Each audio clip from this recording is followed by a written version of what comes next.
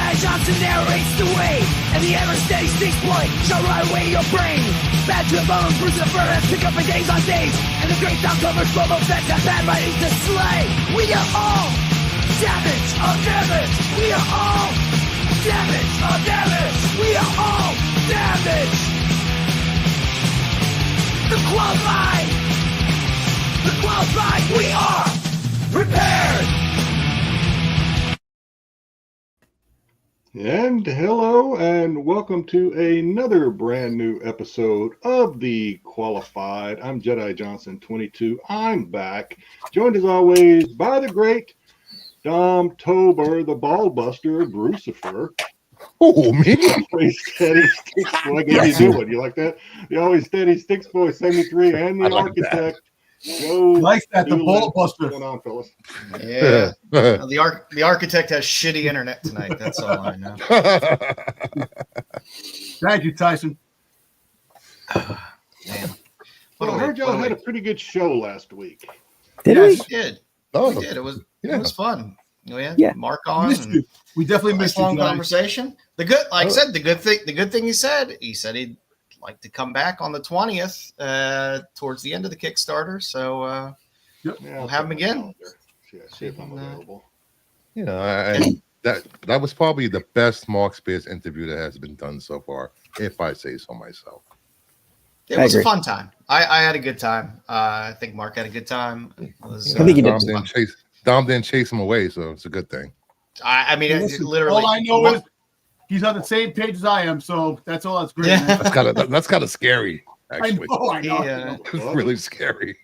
I mean, he should be labeled as one of the easiest interviews around because he's just such an affable guy. He's extremely easy to talk to. So it's just like having another person in the chat and bullshit. Exactly. So it was fun.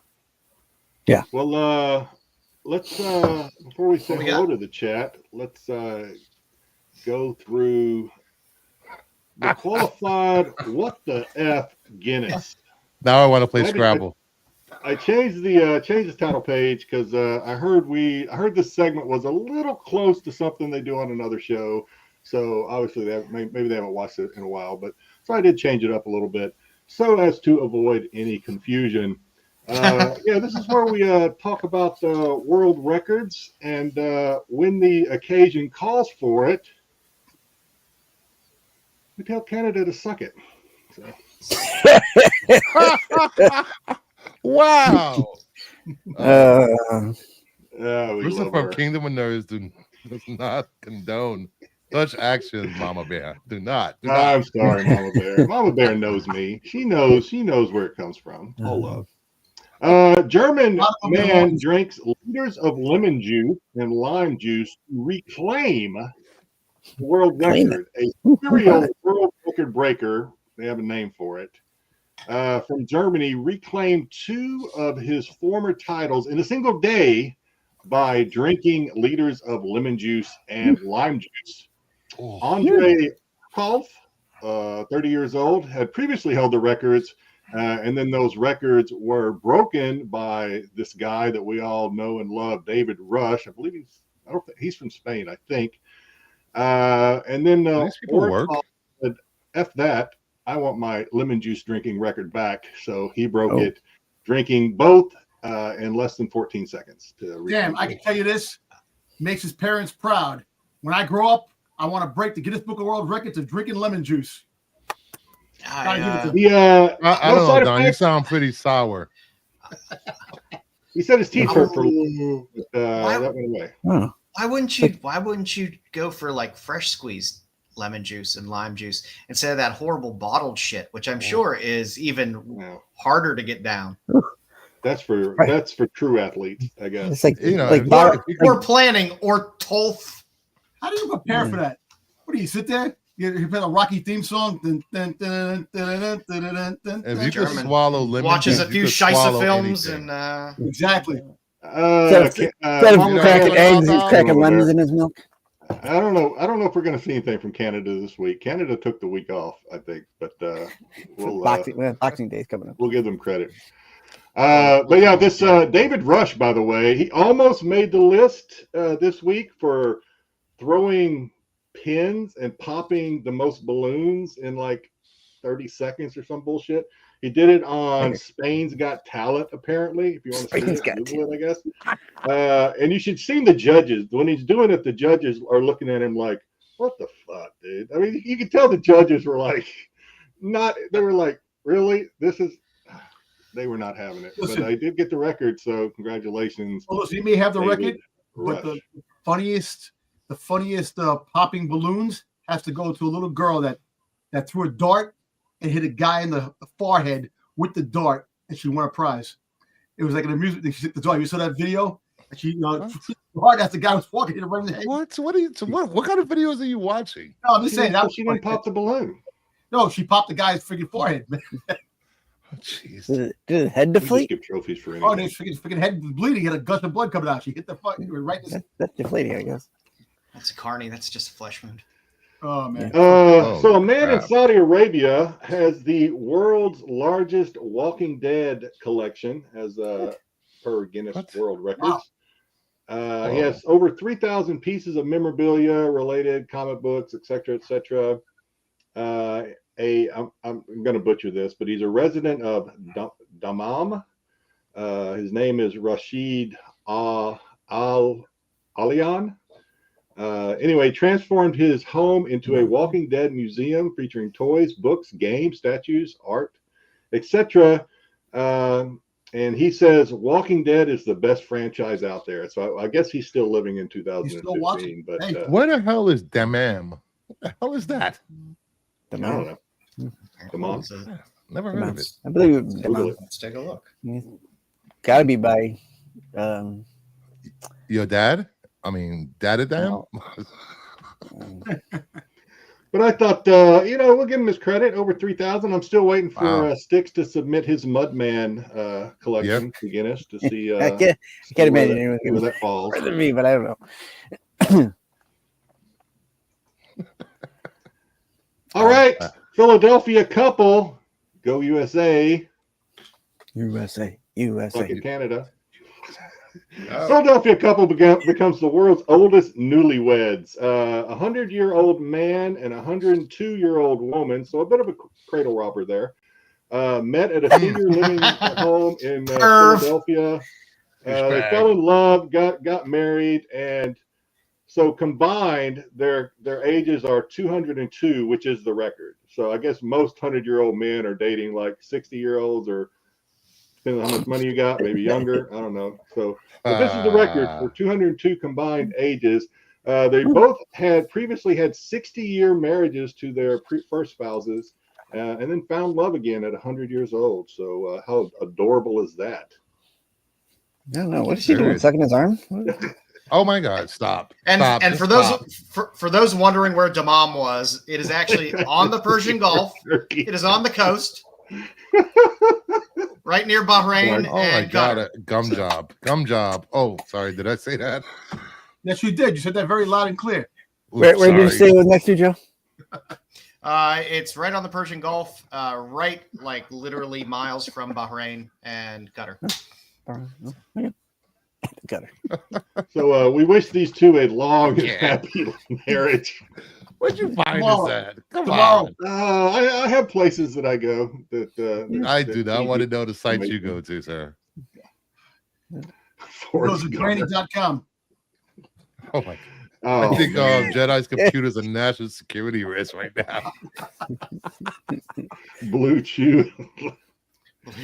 Oh my what's the new one? What's the new one? I thought the chat would find this heartwarming. I didn't know we were going to go down this path. There's the E-Rocks or whatever that they've been advertising now, which is some type of lotion. Yeah, they got hymns. Hymns. He'll get it on. Yo, it's gonna be dust. No, it's gonna be fucking farting dust and pee rust and shit, man. Come on, man. That's how old they are. What is wrong with you?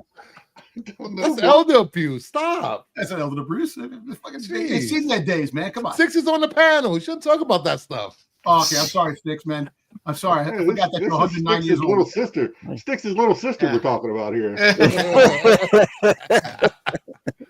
No, that's sweet. They found love. Styx was that guy's boss in the factory back then. You know, he went on that website, seniorcitizen.com. Did they have a defibrillator at the wedding just in case? Maybe. Well, I mean, if he died and comes back to life, is that considered a divorce? In this picture, he looks like he's already scouting around for the next one. Yeah. Where's my nurse? He's getting her fortune.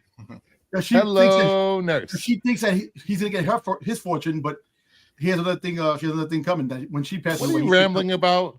All right, God bless them. He's gonna give her a We little, wish them all the best. little 2 in the gray and 1 in the hay. Oh, I didn't know, Bruce. I didn't know this is where it was headed. I should have known. Yeah. All right, we did have some that did not make Russ, the list. Russ, well, they did kind of make the list. For just a few days. That's right. What have I done? you have been A German man That's attempts fucked up, to man. break record for living underwater. What? Screw this guy, all right? Because our No. people in the submarine with this force country? do this all the time. So this guy breaking a record for living underwater like 60 days or something. Fuck that guy. And the key word there, and it's not in the title, so I'll let you in on it. The key word is he broke the record for living in a fixed facility underwater. So in other words, it doesn't move around like a submarine. So an aquadome. Little sea Get out lab. of here. Get out of here. We don't care about you. Nick Giovanni, Dom, how you say that word? Giovanni. Giovanni, okay. Giovanni. Apparently him and Duncan broke the record for largest iced latte. Go to hell. If that guy's nickname is not Nicky D, I give up. You shouldn't be on a list if you're drinking soy lattes. I'm just saying. Dude, man, Just saying. you should have said he had the broke the record for the largest turd. Come on, man. Maybe. And then a restaurant in Australia breaks the record for largest kebab. Loves kebabs. Still dunking in Get their outta iced here. coffee. Okay. Was it kangaroo or a koala? I don't know. I didn't even read it. What? And that's all we have for this week. Thank God. Oh, that was rough. Oof. That was fun. Oof. I enjoyed it. Oof, that was rough. I enjoyed it. Who we got in the chat today, Jedi? All right, who's in the chat? Let's see. GT Comic coming in first, second, and fourth. Dingo ain't my First, baby. second, and fourth. He never comes in third anymore. Thanks to King. King's like, hello, King. and What up, we King? get the bronze. Welcome back. What's going on, Oh. King? Nerdy Geek, what's going on? Hello. I just want to apologize to Cal King. Somebody blocked him from the show. And I apologize. I don't know who did it, but it won't happen again because Cal is being made a mod on my channel. Yay. Sorry about that, King. Yeah, If I'd been here. that's no bueno. No That's bueno. definitely no bueno. Oh God, we're being raided. No, Styx is here. Hi, Styx. Hey, everyone. All right. I didn't type anything. Angel Rivera, what's going on, Angel? Happy you're here. I didn't type anything in. Tyson, make sure I get video shorts on the regular. Appreciate Tyson for all he does. Sure. He sends me good ones. I always We gotta get me and Six gotta get Tyson out for a beer. A beer? Yeah, Hello, me and Mama Tyson and Bear. you gotta Thank meet you, up sweet with mama. Tyson. All right. He's north of us, isn't he? Yeah, well, south from I think he's south of me. Is he south? I don't know. Or is it love south? your Directions shirt, Dom. up, What's your down, shirt? left, Tyson. right. And by the way, Tyson, that Everyone's avatar gonna get left. of Matt on the shitter, The mat on the door on the toilet. yeah, is fantastic. Man out of the toilet. Is your avatar slowly gonna lose weight over time? Dave's collection. Good evening, gentlemen and chat. What up, Dave? Come on, Dave. We say hello to Terry yet? Not yet. Hey, all. What's going on, Terry? Hey, Terry. Degrassi. Who the man? Rusty, what's up? Who the man? Who's the man with the master plan? Who's the man? Nobody knows who the man is? Shaft. Joanna, man. Cosmic. What's going on? Hopefully, I'm not skipping over. The Botswana Cosmic. Beast. BK. What's going on, BK? We got plans. The couple combined, their age combined. It Styx his age by a few days. Yeah. I am not a Navy SEAL, unfortunately. A Navy walrus, maybe. I don't know. You know, he's not a Navy SEAL, but he goes down like one. Ooh. Wow. Bruce. What? I That's know. I know. cornflakes, man. Thank you for alienating all the Navy SEALs in our audience. Just saying. I was the only one thinking semen. So, yeah, you would think semen. Grogu, can we get back on track and just Bruce for just power through, boys. Let's power through. Torpedo this.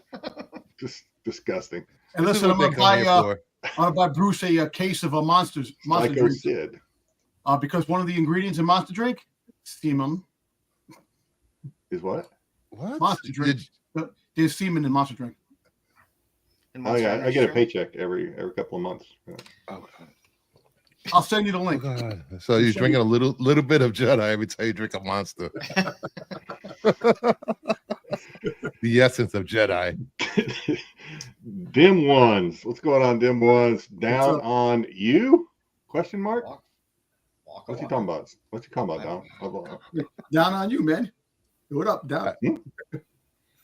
Listen. That was terrible. Word advice: never sleep with coworkers on the show. Yeah, that gets ugly. That goes bad. You get very ugly. Why everybody? Death threats. I don't think I'll have that problem. Yeah. All right. What's next? We said hello to the folks. You see? Kingsborough knows. I figured Mountain Dew too. Mountain Dew. Well, you know. Hey, Dom, you want to say anything about those large drones over New Jersey? The large drone? I don't even know. I was what? You missed a conspiracy. How you don't know that? I was so excited to talk conspiracy with Dom, and no, listen, I did not. I wasn't watching TV. I didn't know what was going on. I actually, I was. Your head is too much on Instagram titties and not enough on conspiracy theories. You know what, man? Focus, sir. Most likely, it was a. I think he is focused. Drones that were in the right area. Can I share one thing before we move on to the outside looking? So 2 weeks in a row now. Second week was a mistake. I have been named on SNS for their little game where they give quotes, which is an honor, great honor to be on there, especially back to back. Yep. About my comment about whales blasting killer whales with diarrhea to avoid capture. Yeah. All right, so I just want to share this, and this is science. Antelopes escape 80% of attacks by farting on their predators. Science, guys. What the hell? I don't make this shit up. Yeah. It's science. It's science. You got him right in the face. He was scared shit. Right? His mouth was open. His mouth was open. That was crop dusting the living shit out of that. Let's talk about scared crop fucking dusting with that. You know, it's funny. It's funny you bring that up because female cosplayers do the same thing to nerds at cons. Get away. They just crop dust them. Crop dust them. So Sailor Moon's just crop dusting nerds. Right by the sword. That's Brucifer's mating call. Yeah. That's Brucifer's mating call. He crop dusts the potential prey. We're gonna crop dust you in a minute. All right, let's get into it.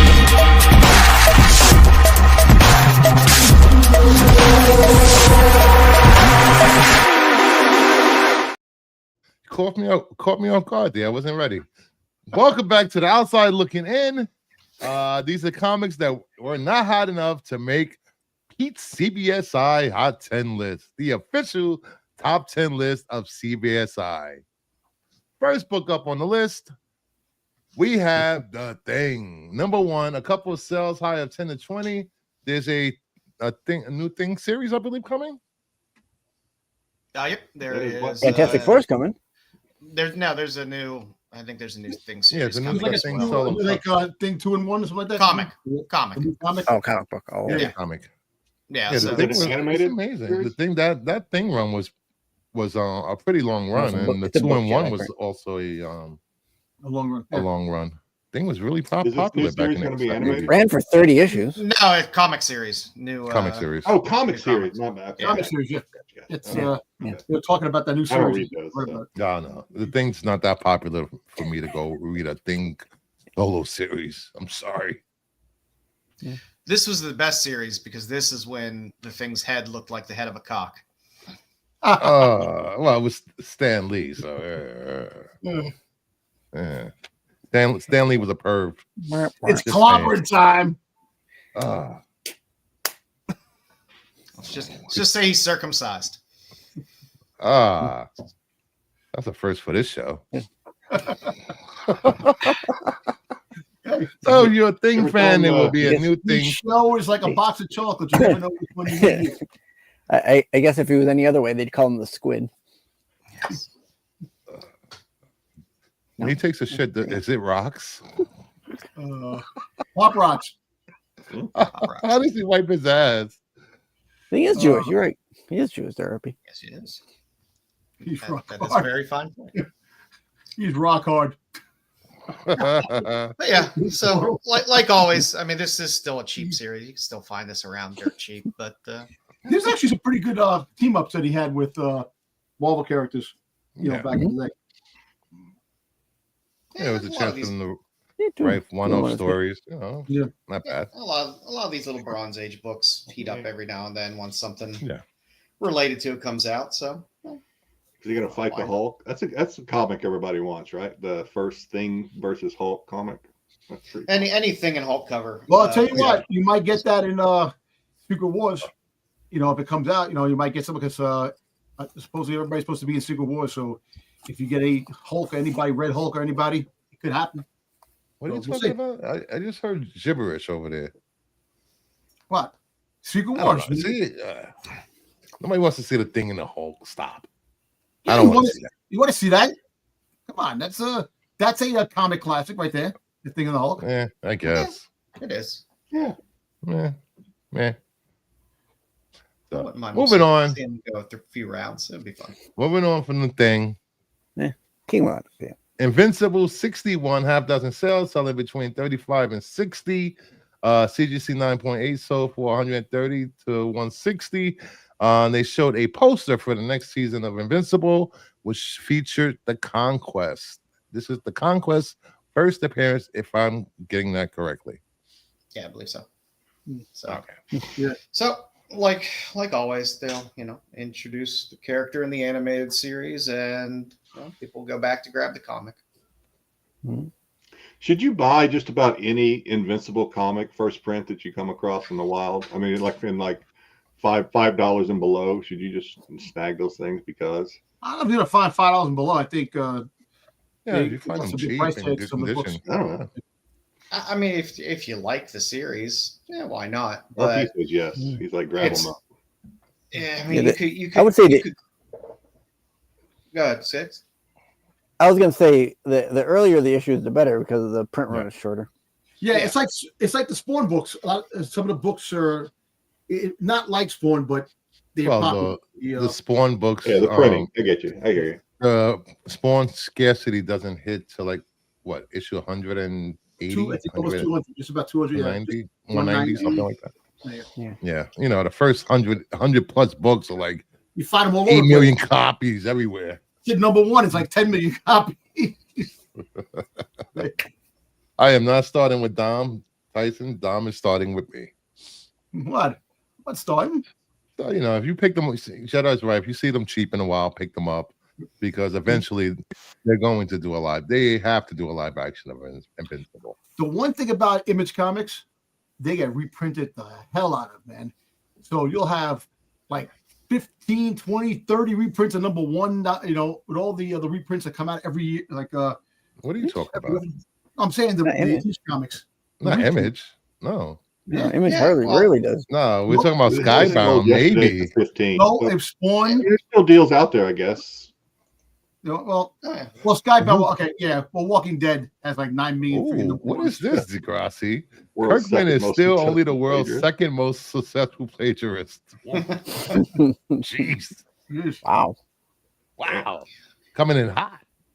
What's the plan for like? Does anybody know? I mean, not that I'm trying to put anybody on the spot because I don't know. What's the plan? What's Amazon's plan for Invincible? I mean, we're on. I think they had a 4-year deal, like, right? Be season 3. 4 years. So I thought it was 5 seasons. Well, apparently they're trying to make a live action movie. They're talking about a live action movie. I don't know when, but because I know it's Invincible dies at some point.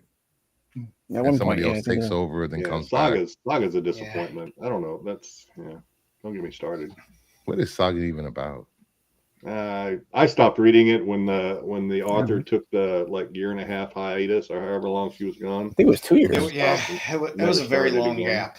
Yeah. Oh wow. They started back up. It's started back up again, but it's lost a little bit of its luster. Yeah, it's very weird. At the beginning, it was very edgy, but I guess you kind of, after a while, you kind of get accustomed. You get numb to you acclimate to the edginess, if you will. Like Revival. Went on. Yeah, kept going on. I mean, you get you when you stop now, you get books that are kind of emulating what you've been doing with your book come up, and they get hot, and then you fall to the wayside. Yeah, people forget. And you're not as fresh as you once were when you were publishing. So that's one thing to look at. True. And next up, we have Action Comic. So 1 in 25, Mark Spears, 3 copies sold for 60, 100, and you see 9.8, 150. And while we were getting ready for the show tonight, we had another sale of this. A raw copy sold for $110. Wow. Okay. At 7:18 p.m. Somebody leaked the list out. Who leaked the list? Yeah. Somebody leaked it. The only one that can leak it is Pete at this point. It is a fun cover. Yes, that is true. It is a fun cover, though. This is a good cover. I said it not last week. I said it the week before. I would have said it last week if I was here. Mark's color palette just really, it's fun. I dig it. It's just a good color palette for me. All the colors that I like, he throws on paper. So it is a good one. Well, and I don't even like Lobo. That's Lobo, right? Is it Lobo? Yeah. That is Lobo, yes. Still cool. Well, it's the colors of a Hawaiian shirt, so you must like it. Big bright colors. Yeah. So people on the price of the monster books are getting out of reach for some people, so they're going back and looking at his older work to pick up. Yeah, BK's close friends with Mark Spears. That's good. We've been praying that you find a friend. We really have. So wow. Well, Mark does need somebody to carry his water. No one should be lonely for the holidays. Yeah. I mean, the mouse in your parents' basement can't be that friendly. Cosmic One said he received the giveaway. Great. Yeah. I mail my giveaways out on time. There you go. Just saying. Good. Just saying. Not like other people I know. Who? Hey, not me. Yeah. Dom's like, ooh, I dodged a bullet there. Wasn't me. So what's up next on the list? We have Hawk Spears Monsters #2, the King Spot exclusive. A high of 160 for the regular cover and 380 for the foil. There's also a medal available for 20 grand if you have 20 grand to throw around. Yeah, this thing was available on KeenSpot's website. No close. Because it's a KeenSpot exclusive from the publisher for $49.99 when it came out.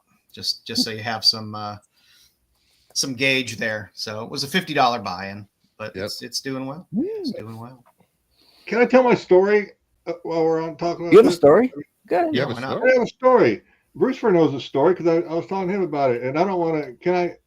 Never mind. I don't want to talk bad about anybody. But go right ahead. No, go right ahead. All right. Let's just pretend there was this hypothetical store out there, And they had some. They had a lot of Mark Spears. This is not on Mark. It's not Mark's fault at all. And they had a lot. They were dropping a lot of Mark Spears exclusives this week. And let's just this hypothetical. I got in there because I got an alert. So I was like, oh, I want one of those. So I go in there and I grab two. And as I'm checking out, I get this pop up and it says, hey, you're only like X number of dollars away from free shipping. You want to continue shopping? And I said, hey, that's a good idea. Let me go. No! So I click on that and I go looking and I was like, oh, there's another exclusive. Let me grab this. And then I go to check out and I get a pop-up that says, we are sold out of your of what's in your cart, chump. Better luck next time, dumbass. That is. Don't click on buy more from our store. That was a trick, and we got you. Yep. As I was explaining to Jedi, once those exclusives are in your cart, that does not guarantee that those 2 or 3 copies will be available at checkout. You have to move fast. Yep. And it's a trap. It's a trap. Buy. Click buy. And I have decided I will send Jedi 1 or maybe 2 of mine. It's all about the hunt. It's all about the hunt. I'll get it. Which one do you want? I got all 3 coming. Now I'm gonna show you later. I captured what I want. I got it. I'll show you. I'll show you during pickups. I captured. I got some Mark Spears that I went out and hunted and I found, and it's now mine. Nice. Bob Barker. Sure. There we go. I got it for you, Bruno. There we go. Where's mine? So I learned a valuable lesson this week. When they ask you if you want to do more shopping to get free shipping, say no. Remember the phrase, Jedi, he who hesitates is lost. Fool me once. Let me tell you the trick to a lot of these exclusive stores. Sign up for shop.com. And this way everything is right available, your information, one click and you get everything you want. Yep. So, I got 5 copies. Okay. I live in Hawaii. Free shipping, combined shipping. That's like, that's a big deal. That's hard to resist. Mm-hmm. Yeah, it is. Anyway, this is a cool cover. I like it. It is good. It is good. Yeah, the star kind of creeps me out a little bit, but I love it. I might give you. Here we go. I'm gonna give you a Mark Spears heads up. When people looking for older books, here is one that the Headless Horseman annual came out in 2023. The cover C. Yep. Very hard to find. Just saying. You might see this pop up somewhere. Damn you! All right, moving on.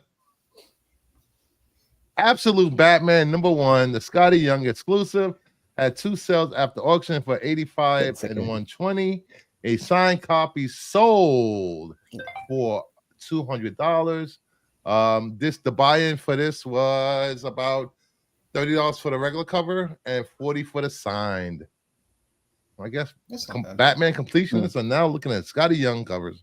This is only Scotty Young's second DC project? Third. Yeah. Second or third? Yeah. Fourth, because he did all 3 absolute absolute covers for Wonder Woman, Superman, and Batman. And he did that. Was it Batman? I forgot the name of it. Yeah, that was his first Eternal DC one. No, it wasn't Eternal. Something World, or I don't know. Is it Batman Off-World or maybe Off-World? Yes. Yeah, people love Scotty. People seem to love the absolute Batman so far. So it's a funny cover.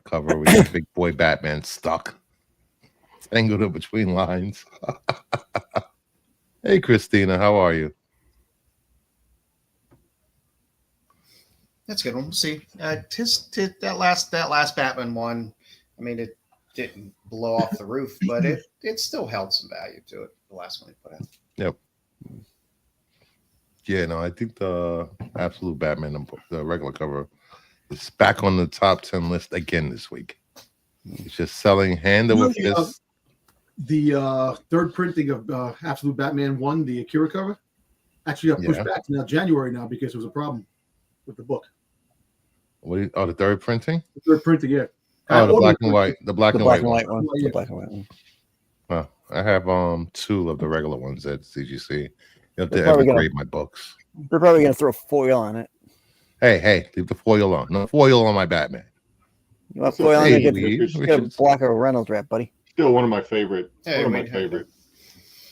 Here we go. We got a little tidbit right here. Jason Aaron on mainline Batman after Hush 2 ends. Oh, there you go. Ooh. At least DC are putting writers on things. Wait, Marvel doesn't have writers? Not good ones. True. Very true. Except for Kelly Thompson. And if you want to learn more about these books and see Pete's write-ups, head over to CBSI.com. And if you missed the CBSI Hot 10 show, you can head over to the website. If you don't feel like sitting through a 20-minute video, you can read up on each of these books and why they're on the list. Over to you, Joe. All righty. How about we do some pickups? I know I have a metric shit ton of pickups this week. So I don't have my books were delayed. I don't have stuff. All right. I do have stuff, but my regular stuff is not here this week. Jedi, you got anything? Well, yeah, I have some stuff. You may have to. So okay, I'll do. So I picked out got a little bit of a Star Wars theme going this week, except for the very last one. So I'll show you the nice versions of these and get the crowd going here. Here is a Greg Bow. Oh, that is nice. I like that. I like that. That's nice. Signed by Greg Bow too. Actually, I just noticed that. Signed by Greg Bow. I do not know the artist of this one. I meant to look it up and I forgot. This is a Naughty and Nice from May the 4th. Nice. Got a little Ahsoka Miss Meow going on. There we go. That's Star Wars I can buy into. That's right.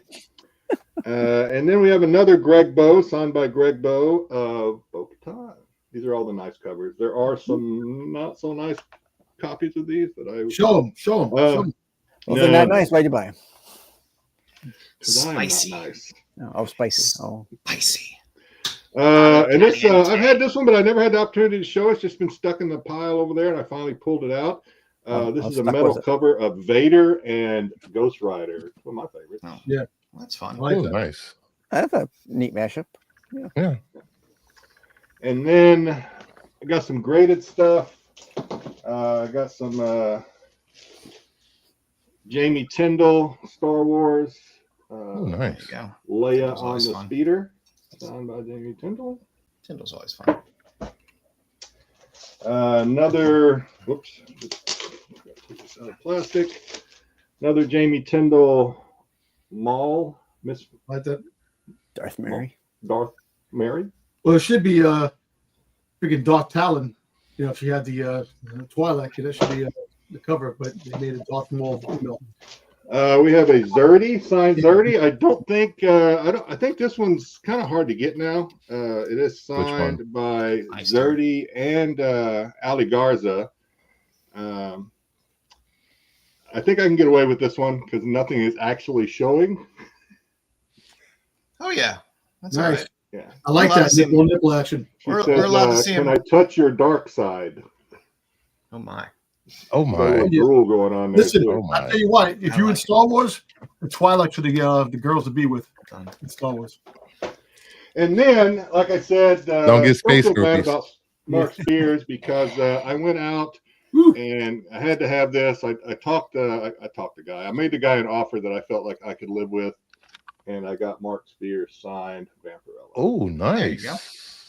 There you go. Nice. Not the metal. Very not nice. The metal that we were talking about a while back. But still. I'm still waiting for my I like metal. this one it's better. still it's a fantastic fanpy. Hey, listen, Cosmic, can't you Love see my baby. that Joe is starting to lift off of his seat? Hey. I'm waiting. Hey, I gotta the send mine. apprentice. The apprentice has become the master.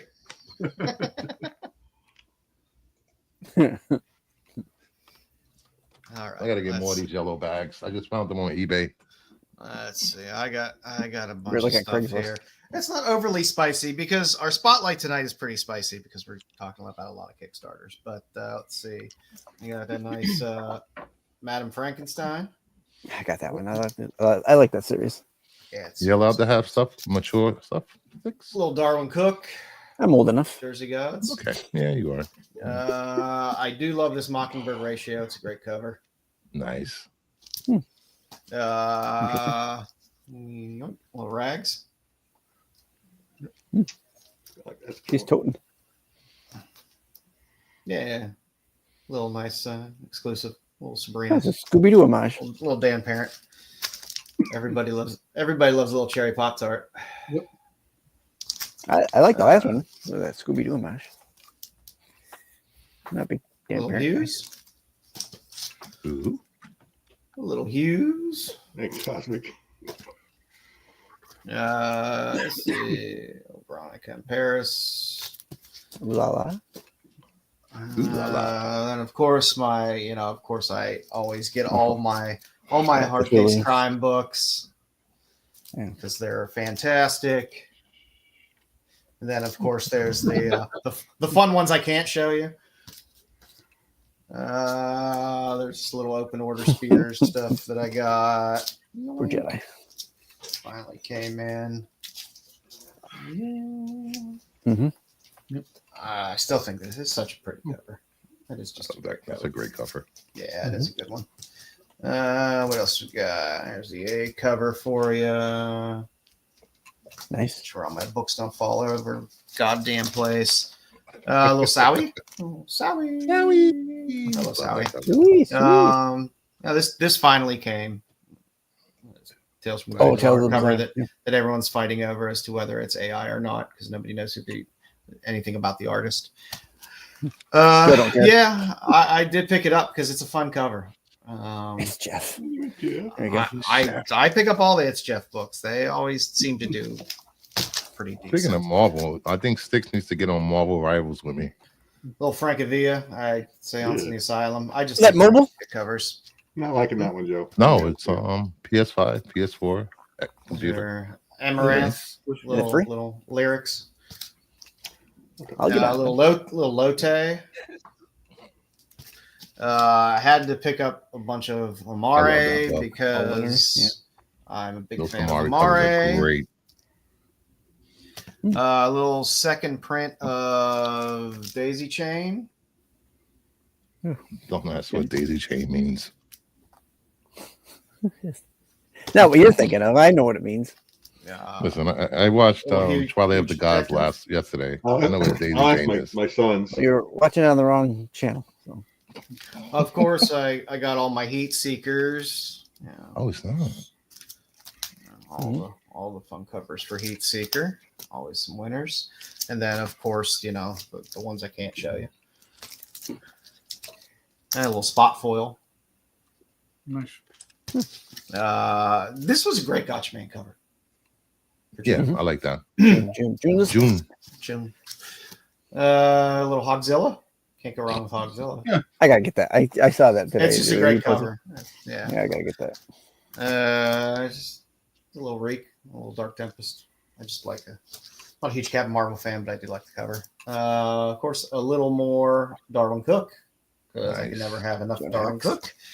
And last but not least on the list, a little good old school Angel and Ape. Wow, very old Little school. Art Adams, yeah. Very old school. So I love the Art Adams Angel and Ape I stuff. think I that have he a did, couple so. of the Silver Age ones. Y'all make everything dirty. That's why you're my people. We love you, Mama Bear. Yeah, that's the point. Yeah. Styx, what you got?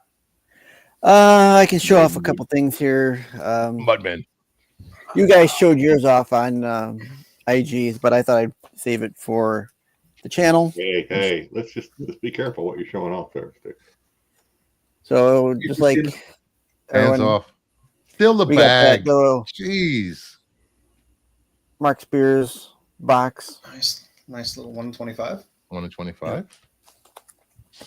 I got this one I really Oh, like. nice. The 1 in 22nd printing. That's the one everybody was after, right? For a while, anyway. Yeah. Yeah. I was definitely after that, and I'm glad to get it. The Ashcan. That preview is great. That is your first published Monsters Universe stuff before the Kickstarter and everything else. I just love I got the number 2 metal. Nice. Any dents? Any dings? Not that I could see. Good. It's metal.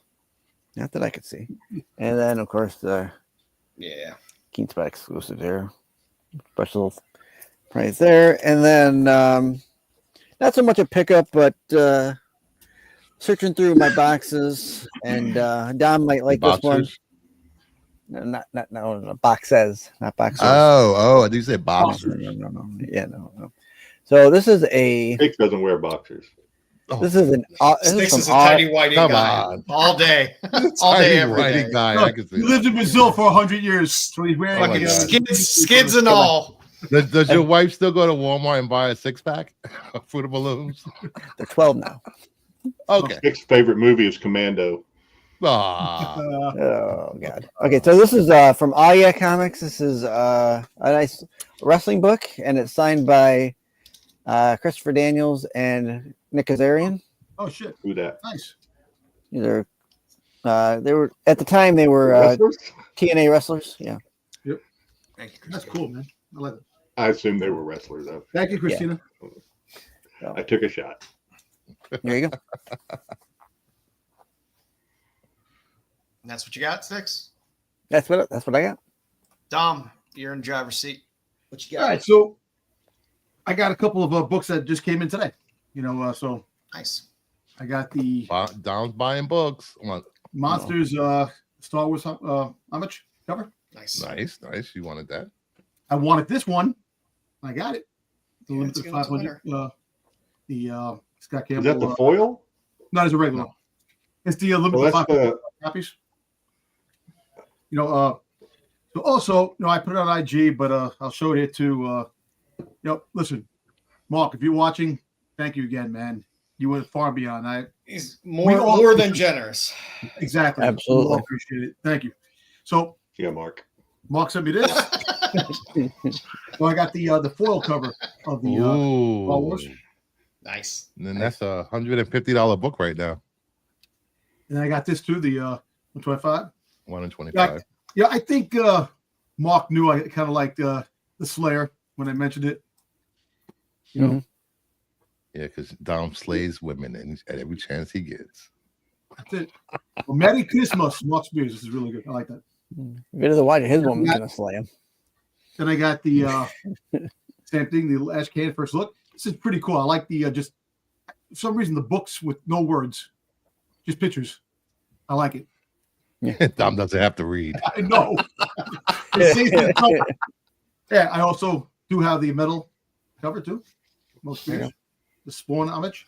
And last but not least, he sent me a sketch cover. He knows what I like. Hey, gunslinger. That rules. Slayer. Nice. So Yeah. he was a big Boba Fett fan. So he mentioned that the Slayer is kind of from his memories of Boba Fett from The Empire Strikes Back. That's how we got the Slayer. So, and That's cool. That's a really cool one there. yeah. Get that one slabbed if you could. And I actually was cleaning up, still fixing the back shelf, and the 4-color creations, the wood I love the 4-color creations are great. Man. Yeah. Big shout out to 4-color creations. That's fun Exactly. stuff. We got good stuff, man. I gotta hang these up. Actually, not hang them up, but put them on top of the shelf. Oh, Dom like used to those. buy those. Like, remember the Star Wars that would come with the cassette that would like read you the story? Oh. That's Yes. what Dom used to have. I like that. When you hear the beep, What are flip the these? page. What are these words? right. Oh, I do have one more to show since it's one that you won't see around too often, which is from the Oh, that's Kickstarter. nice.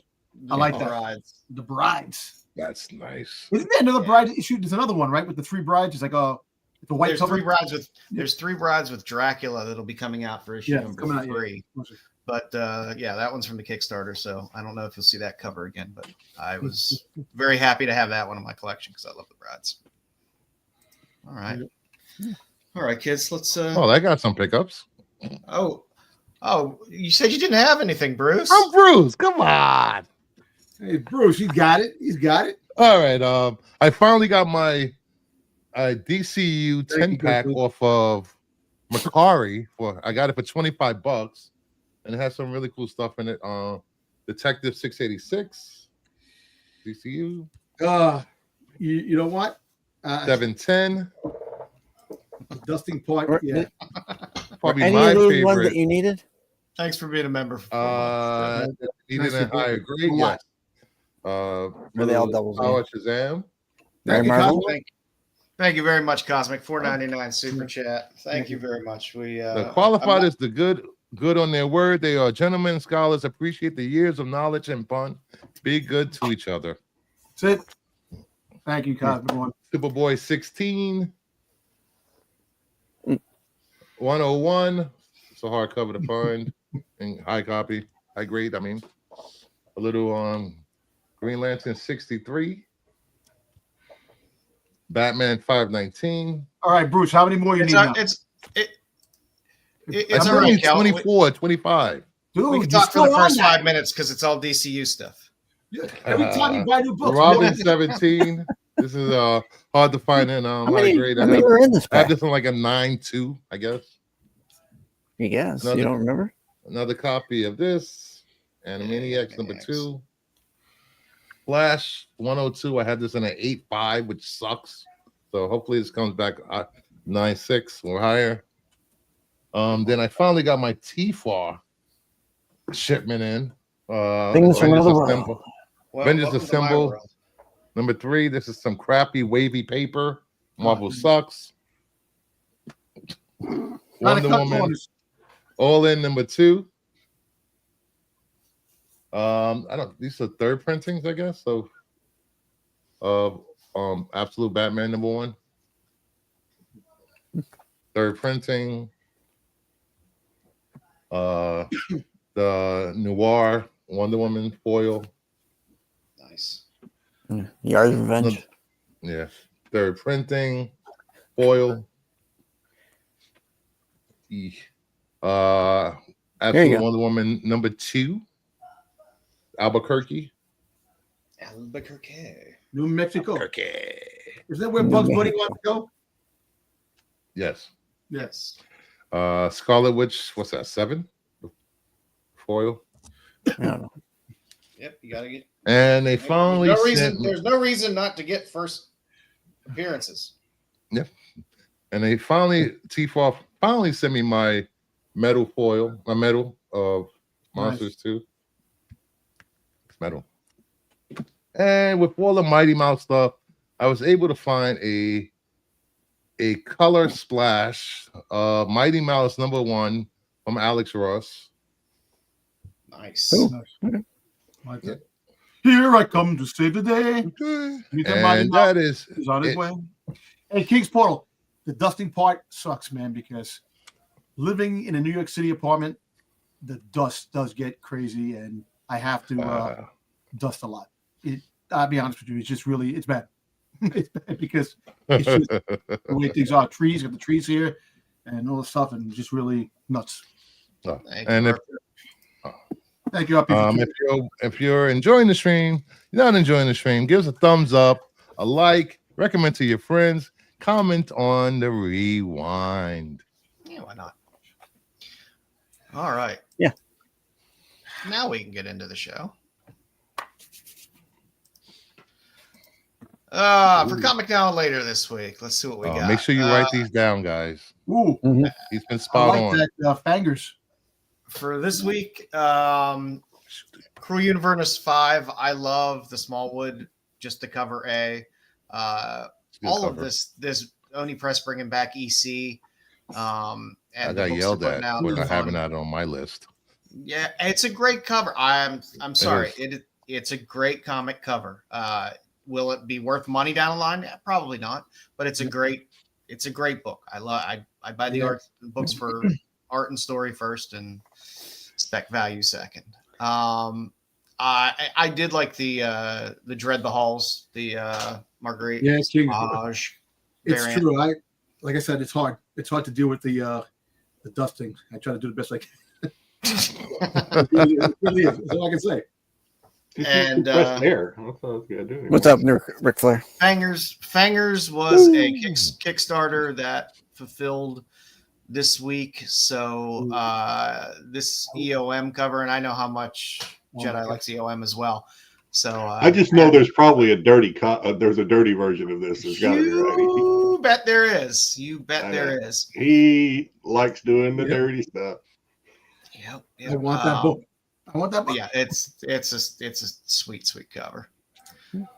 Also this week, also via Kickstarter, my friend Richard Morgan. I love the guy. I love this book. He does all fantastic painted covers and painted interiors, but he also gets great people to do the variant covers as well.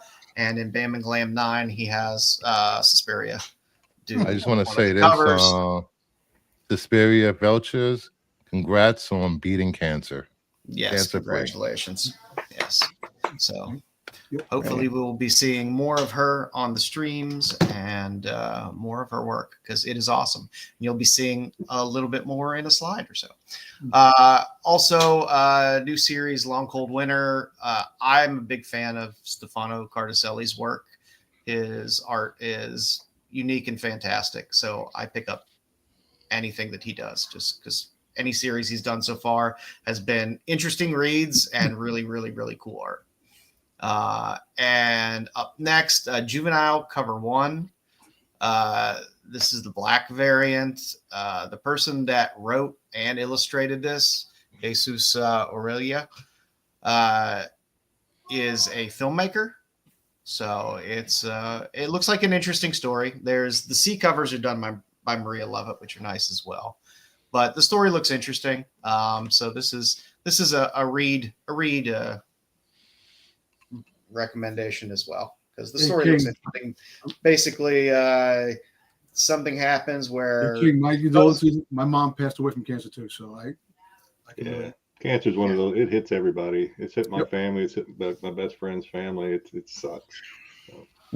Yeah. So the juvenile storyline is basically supposedly all teens die when they get to adulthood. There's some type of virus, and all teens die when they get to adulthood. So they're all basically institutionalized, and one person comes to try to explain to them that no, they don't actually die when they reach adulthood. They're just all being experimented on. So it kind of goes from there. So it looks like a fun, interesting story. I like grabbing something from somebody who's not necessarily from the comic world and kind of doing something different. It's a filmmaker, so it's interesting to see how his eye translates. Image Comics is really putting out a lot of good stuff. A lot of the indies do, yeah. Just the image title alone, man. They have a lot of stuff that actually got green lit. All these things so there's a lot of stuff that's happening with Image Comics, and that's why they're the third leading comic brand out there. Behind DC and Marvel. Yeah, Image and a lot of indies, but Image, like I said before, they're really good at coming out of the gate strong. It's just sticking the landing is tough. Sticking the landing is not necessarily. It's like 3 months, 6 months waiting between titles. I like that book right there with the snake coming out. Actually, this is gnarly, man. So for our future, Epitaphs from the Abyss, also one of the EC imprints that Oni is putting out. It's a beautiful Liber Mejo cover. It's just disturbing as shit. I like that, and a lot of fun. So if you like a good creepy horror cover, it doesn't get much better than that. Creepy. And I tell people all the time, don't sleep on Archie horror stuff. There's a lot of great stuff in there, and this hack cover is no different. So Chilling Adventures presents The 9 Lives of Salem, #1. So you get a book all about Salem, but it's a great. Any of the hack variants are just a lot of fun. That's a good one. And Penthouse Comics is coming back in 2025. Apparently, they are starting at number 1 again. Oh, Really? So this was not a typo. It is Penthouse Comics number 1. This is again Suspiria doing a beautiful cover on Penthouse number 1. Great. This will be out in February of 2025. So they're restarting the numbering again. They volumize it though, don't they? Are they going to do that every year? You think? Every year they're freaking. I guess they are. I wish they would. I wish on the cover it would be clearer that they would just put volume 2 number 1 instead of just issue number 1. But that's fine. It's fine. The date's on there, so I'll live with that. That's a full vampire cover too. It's a great Suspiria cover. I love her stuff, and this is a really, really cool cover. Also, another book that's coming that just came out, J.G. Jones, Dust to Dust. The number 2 cover, that was just a dark fucking cover. It's a very, very dark cover. And J.G. Jones is a beast. He's a legend and a beast. And it's great to see him doing something that, he has a hand in as an indie. So it's another book to read and a book to just really pick up for amazing art as well. I like when I'm sorry, hey Joe, maybe he's just climbing in the tree. Maybe there's a cat. There's a cat up there. Maybe he's just doing pull-ups. Yeah, exactly. So pull-ups. A little workout. And the daughter's like this, Dad, stop it. Come on, we gotta go. She's the one that did it. I know. I've seen Sinister. If you've seen Sinister, kids are evil. Yep. Also, every year I try not to miss out on these because they always have just amazing covers, and there is also an amazing Sidem cover as well. So we got Vamp. Is that Deja? What's her name? Deja Forrest. Yeah. Her. Who's the other? Who's the redhead? That's not Red Sonja, is it? Isn't it? She's not wearing the traditional chainmail, but yeah. Anyway, but it's a good Bjorn Barron's cover. But I really enjoy these Savage Tales when they run a winter special, because like I said, they normally end up having some pretty cool covers, and they tend to go under the radar a bit. And of course, the one book I can't live without is any of my Heat Seeker series or Hard Case Crime. Ivan Tao for me is a bit hit or miss. This is a hit for me with Heat Seeker Combustion 4. It's just a good Ivan Tao cover. Combustion. And this is just the A cover. There's 2 Virgin variants. There's an A cover, a B, and a C, and a double D cover. Yes. There's some good covers in here. So if you like things less clothed, there are a couple options in this book as well. So yeah, the Sidem is also really, really badass. I thought it was Mike Hoffman at first, and then I had to look again. It was Sidem. How did we talk about this? We talked about that entire cover, and Joe never used the term "cum gutters" one time. Not once. Yeah, didn't I? Let me. What? I got to get back now. I don't think I did. Not once. Did you? Did you? No. She doesn't. Well, I guess kind of. I kind of go with a really far more defined V. Oh, with the 6-pack, really defined 6-pack. I don't even necessarily. With the V. Wait a minute. What? But a lot of times you see the defined.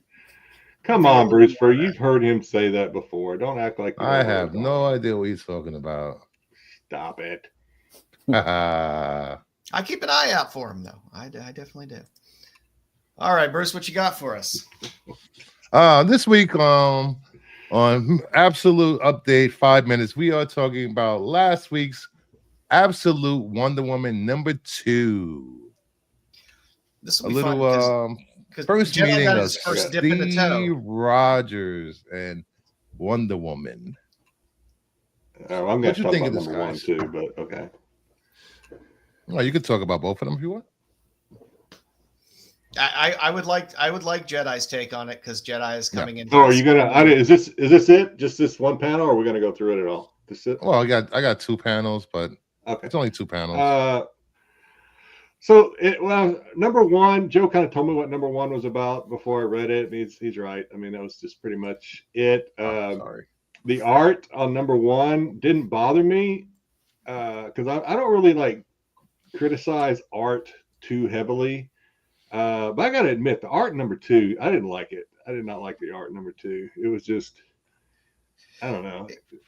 There were a couple panels in there where I was like the action sequences in mine, the stuff that wasn't close up, I was fine with.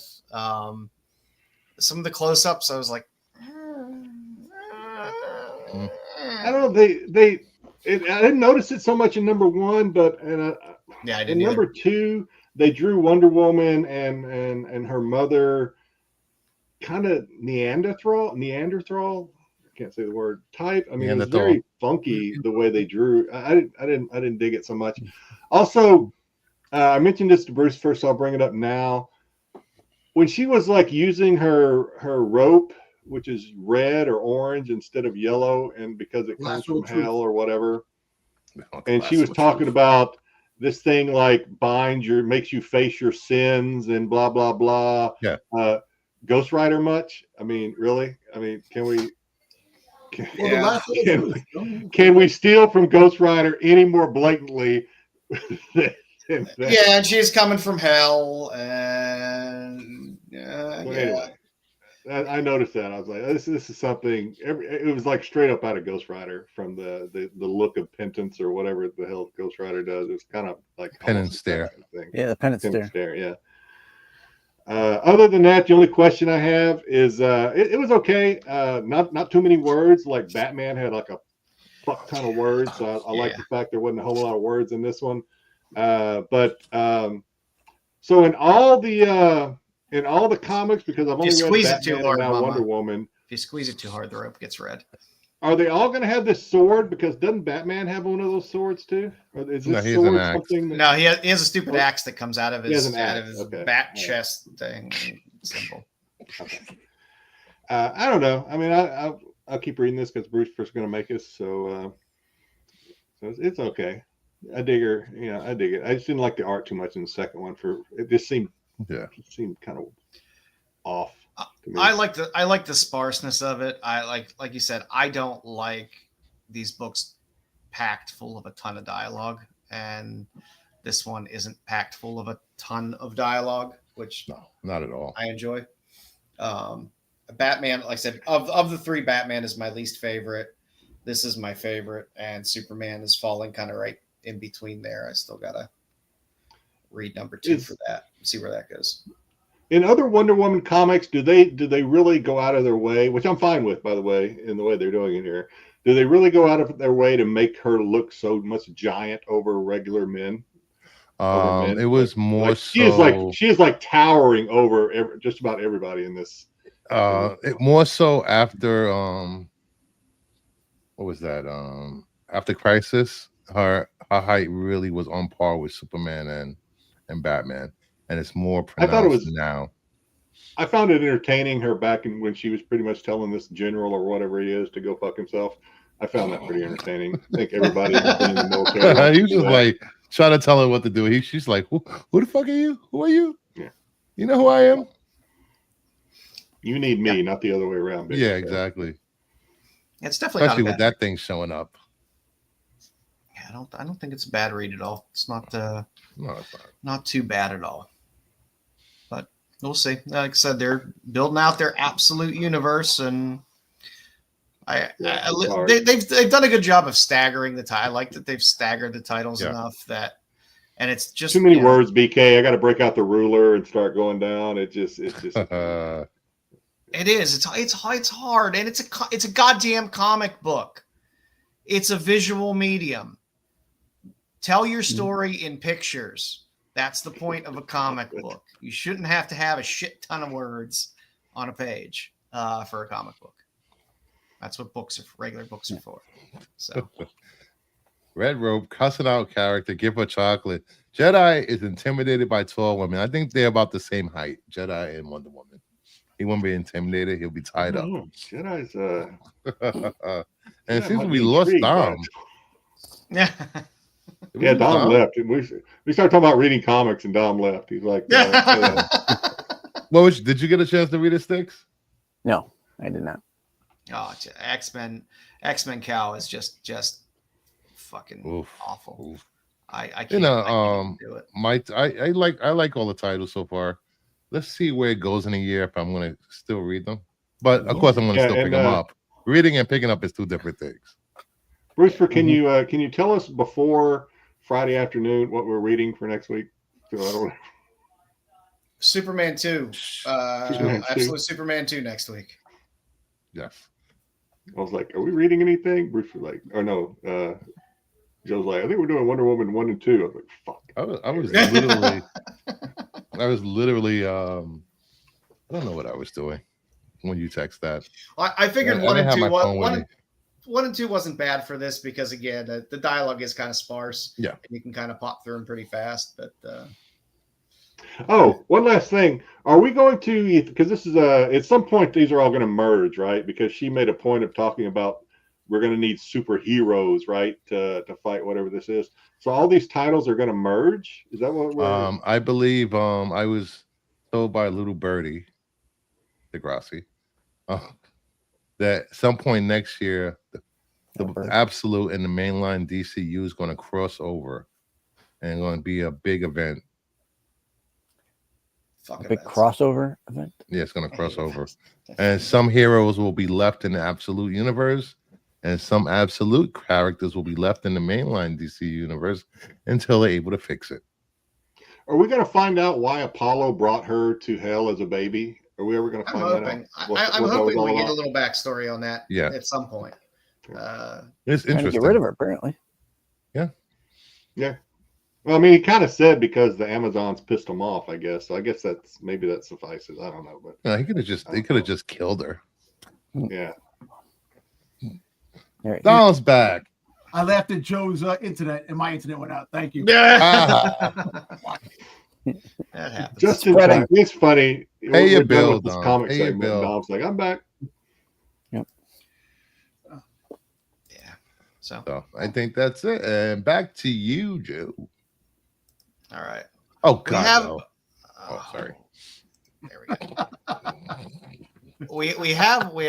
We do not have Styx trivia this week, but we do. But we do have the segment from Styx where we got take a little look at the upcoming birthday stuff that's coming out in May. Good job, Styx. Good job. So a week or so ago, they released what the gold and silver. What? Norm, I've been needing a bathroom break, and I thought I was going to get to do it during Styx's. Yeah, I'm gonna do it regardless. So yeah, I'll be back. All right. A week or so ago, they released what the gold and the silver books were going to be for Free Comic Book Day. So I said, let's take a look and see what they got. And there's some good ones. There's some good stuff in there, and there's some stuff that they've kind of come back to. So I'm all right with it. I'm good. So let's take a look at the first slide here, if I can move it. Come on. Move. All right, Joe. Can you move it, Joe? Yep. Yeah, I can move it if you can. Okay, there you go. Okay. First up, we got the gold comics. Here we got up in the corner here. We'll start at the corner. Archie's Comic Spectacular. Of course, Archie has been kind of a staple for Free Comic Book Day. I get Archie for Free Comic Book Day. Probably the only time I do buy Archie. When it's free. I get Archie. I buy Archie all the time. I love Archie. I mean, sometimes I'll get if there's a good cover here and there, but not too often. But next up is the Power Rangers VR Troopers. No art revealed. When that art is revealed, I will throw it on a slide. Probably January or February. We'll probably get a full look at all the covers. Anything that cover changes and stuff like that. These might be placeholder covers. And for Wayseeker, we got the Tale of the Little Blue Bear.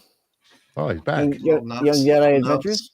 Yeah, little nubs. You know how Wayseeker likes his nubs. That's it. He loves nubs.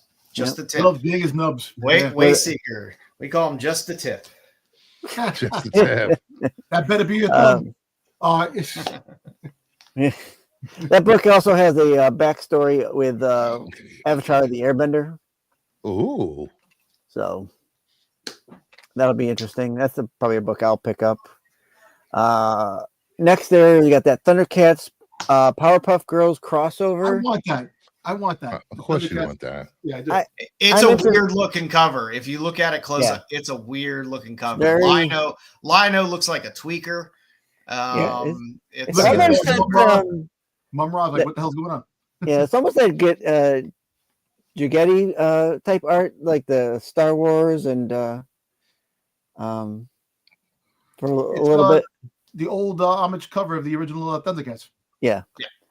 I thought this was going to be like half Thundercats, half Power. Nope. They're definitely crossing over in one story. So I'm in, I guess. Why not? Powerpuff's a great little. Yep. I buy Powerpuff Girl books all the time. I got quite a few. I buy every Mojo Jojo cover I can find. I normally buy. Yeah. They canceled the damn Powerpuff movie.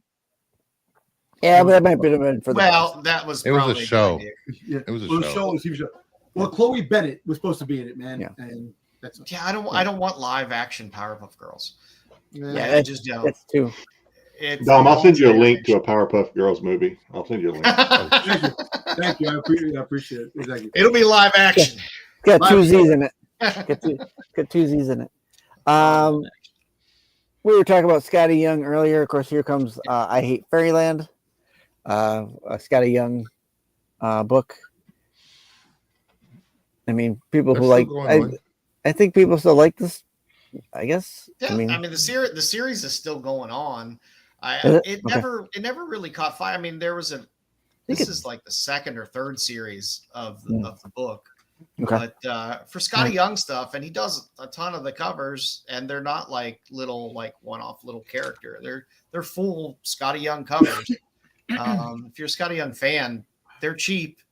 Not a bad thing to grab if you're a big Scotty Young fan. I think I picked up some of the Oz ones that he has, and I know I got a set of those somewhere. Nice. Down the bottom there we go. Here he comes. Here he comes. Go Speed Racer. I don't see the monkey on the cover, but I'm hoping he's in the book somewhere. From Mad Cave, yay! And that's a Mad Cave. If you ask me, they're killing it. They're really killing it. They picked up a handful of really interesting properties. Yeah. Fantastic Four, X-Men, double bill there. Of course, Fantastic Four movies coming out. Do we need another X-Men? March next year, April? Also, you know how they like this. Marvel loves to like slip some cameo appearance or something like that into these 1 in 1,000. So that grubby fat old men can knock over children to get free comic books on free comic book. Comic one, yes, something's coming from King's. I mean, in past the Amazing Spider-Man, they've had first appearances. So yeah, we'll see that. Ultimate Spider-Man, Ultimate Amazing Spider-man. I can hold the secret. We can just figure it. I don't know if this is going to be like a crossover or if it's double bill, but I know they're starting up two-side Ultimate Universe Year 1 soon, so it might tie into that crap.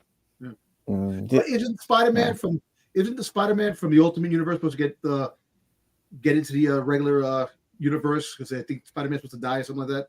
And then what are you talking about? That's been done already. I've never heard that. I haven't heard that, so I don't know. Where'd you get that from? Out your ass? The Ultimate Universe. It wouldn't surprise me. It wouldn't surprise me. Holy crap! I was hitting the mark last week. What? He didn't have to lick himself. That's what Snarf was for. Snarf. Oh, come on. Chitara was there. That's what Chitara's job is for. You're supposed to wrench this, O'Brien. Oh. Phineas and Ferb. My kids love Phineas and Ferb. I like Phineas and Ferb. I think it's a great cartoon that Disney put out for kids. There's a lot of adult humor in there if you know what to look for. Nice to see a senior citizen liking animation. I like that. Animation. I grew up on animation. It was one of the few tolerable cartoons I could watch with my kids. Yep. Phineas and Ferb. The same creator also has The Adventures of Milo, which is kid who has like bad luck.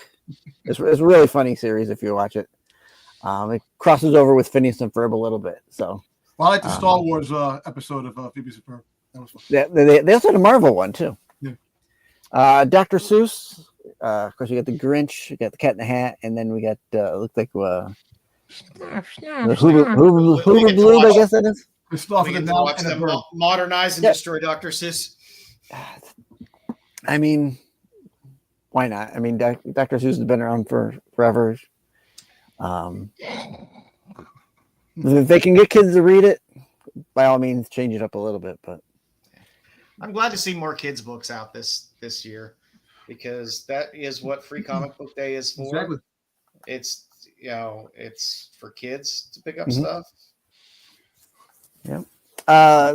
Next year we got the Energon Universe, just like last year. We got that Megatron cover. Here we got looks like it's going to be a gatefold.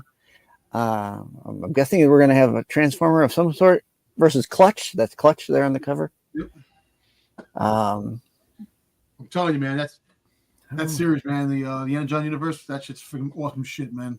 I can't. No, I love it. I think this book's gonna be one that Joe will probably pick up, the Conan. It's the only one I want for Free Comic Book Day. Really, the only one. Okay. Well, not the only one, but it's definitely one. That's your top bill right there. It does look a nice freaking cover. I like that cover too. Yeah, that'll be a good one. Minecraft, the manga.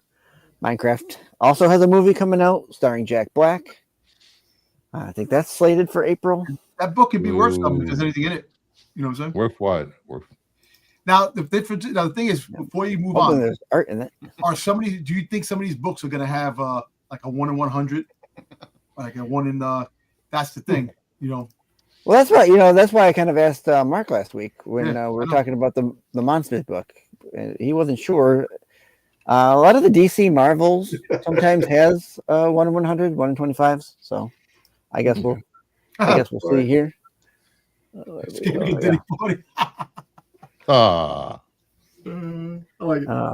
Isn't Momoa in that movie? Is that a different movie? Yeah, Momoa is in that movie as well. Yeah. Yep. All right, let's move on to the Silver brand comics here. Who? All right. Top corner, we got Valiant Zombies Resurrection. Valiant's coming in hot, and they're releasing a lot of titles. Everyone's got their own zombie book, so why not Valiant? Exactly. As long as they bring back Time Walker, I'm in. Yep. So, the Boom 20th anniversary special. I don't know what to expect from this, but you might get a little something is killing the children in there or something fun. That'll be interesting. The Mighty Nine. I guess that would be a that Warcraft, or Dungeons and Dragons style. Black Hammer. Say Black Hammer. Black Hammer's on the backside. Yeah, Black Hammer's on the backside. That's a double bill. Yeah. So I used to read that. I did not. Still going. I can't read. This is kind of small. Up next, we got Gargoyles, Daemona. Daemona, that's what it's cover. Yeah, that's one I'll pick up. This next one intrigued me because what is that? It's by, I do kind of like the cover. So this was a Marvel Premiere comic way back in the day, but this is being put out by a different company than Marvel. I guess they bought the license for. Well, it says because it was original. What it says on top, it says originally published by Marvel, but this is being put up by a different company. Well, it's Marvel. No, this is originally put where? Where does it say? It says Free Comic Book Day Marvel. That's it. Believe me. There's an imprint. Those are dumb when it comes to comics. It's being put out by a different one. So this is what? I'm just looking at what they have. You'll like this. Now listen, Dom. His name is Dominic Fortune. That's it. Dominic Fortune.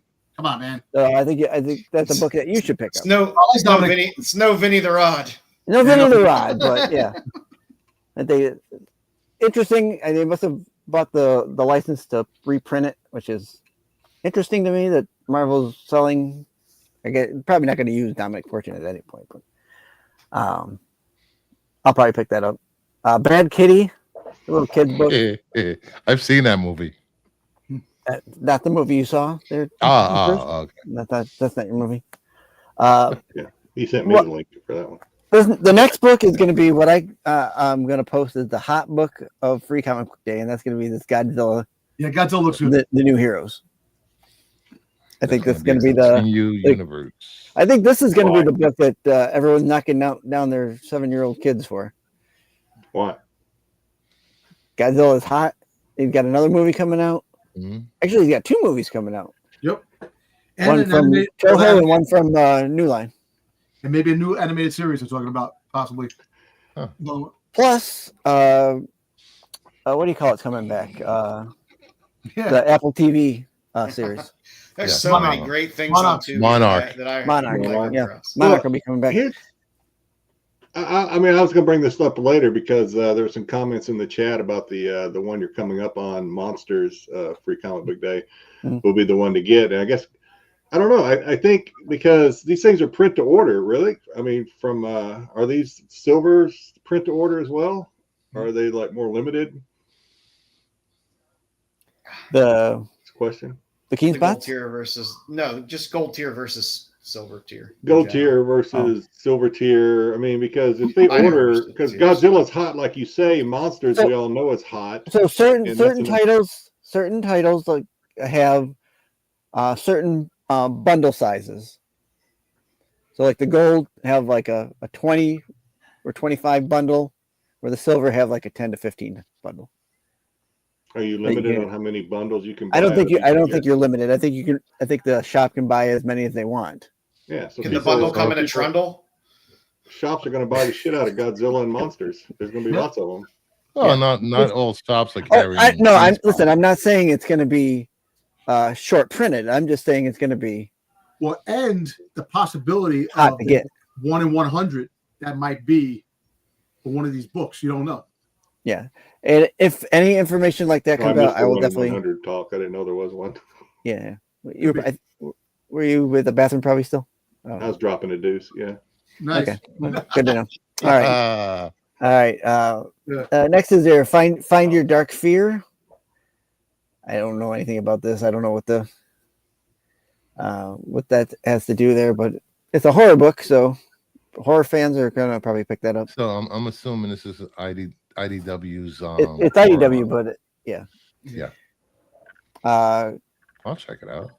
Our Keen Spots books here. We got Toy Box, a little kitty book. I don't know if the kitty book. I think a what book? Inside the kitty book. Kitty. Oh, kitty. Not that type of book. Dildo inside the no. There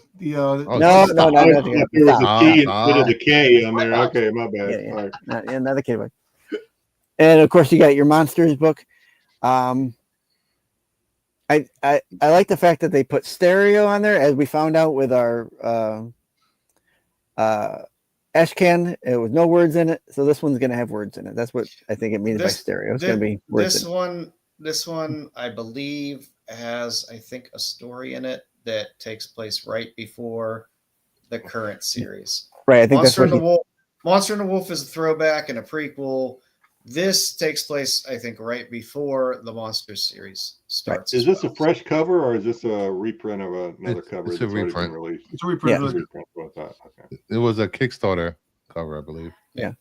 And it was on the Ashcan. It's on the Ash. It's the Ashcan preview cover. Mm-hmm. All right. Next book is we had some manga. It's Isaac, I guess. ISA. Like you read manga. You don't read manga. Stop. He said I suck. Oh, that sucks, man. Come on. I said Isaac. You're trying to be all cool. It was Isaac. Manga.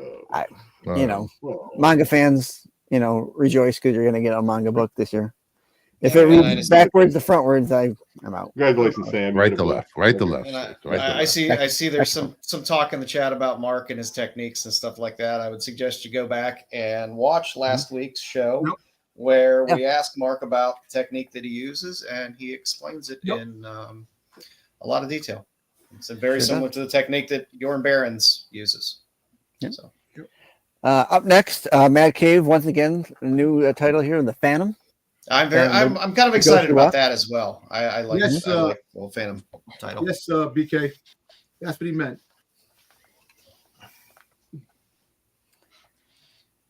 Sweet And Jesus. yeah, there's quite a lot of books. Another kid book here, Spidey Amazing Friends. Kid book, good for kids. Pick it up. Marvel Voices, free comic book day. Yeah, we'll try to rush through these. Star Wars. I'm not. I think this might be a reprint of a earlier book. It doesn't seem like it's going to be a new story, but I could be wrong. King Arthur, and then you got Princess. That was a great TV show. Graymore. Great cartoon. I love that cartoon, King Arthur. And Princess Guinevere. Oh yeah, King Arthur. They and never the went Knight back. Camelot. Keenspot hasn't picked up Night of the Cadillacs yet, Cosmic. So I don't know where they'll pull that one in, but I'm guessing they will eventually.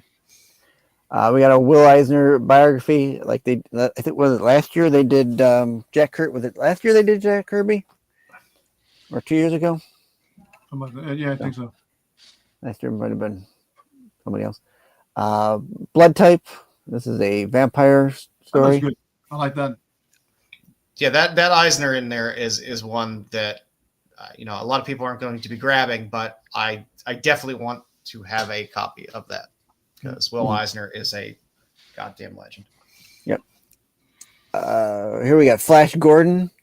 I think that's Chris. I think the artist is Chris Giruso, I believe, for that series. I've seen Flash Gordon before. That was a good one.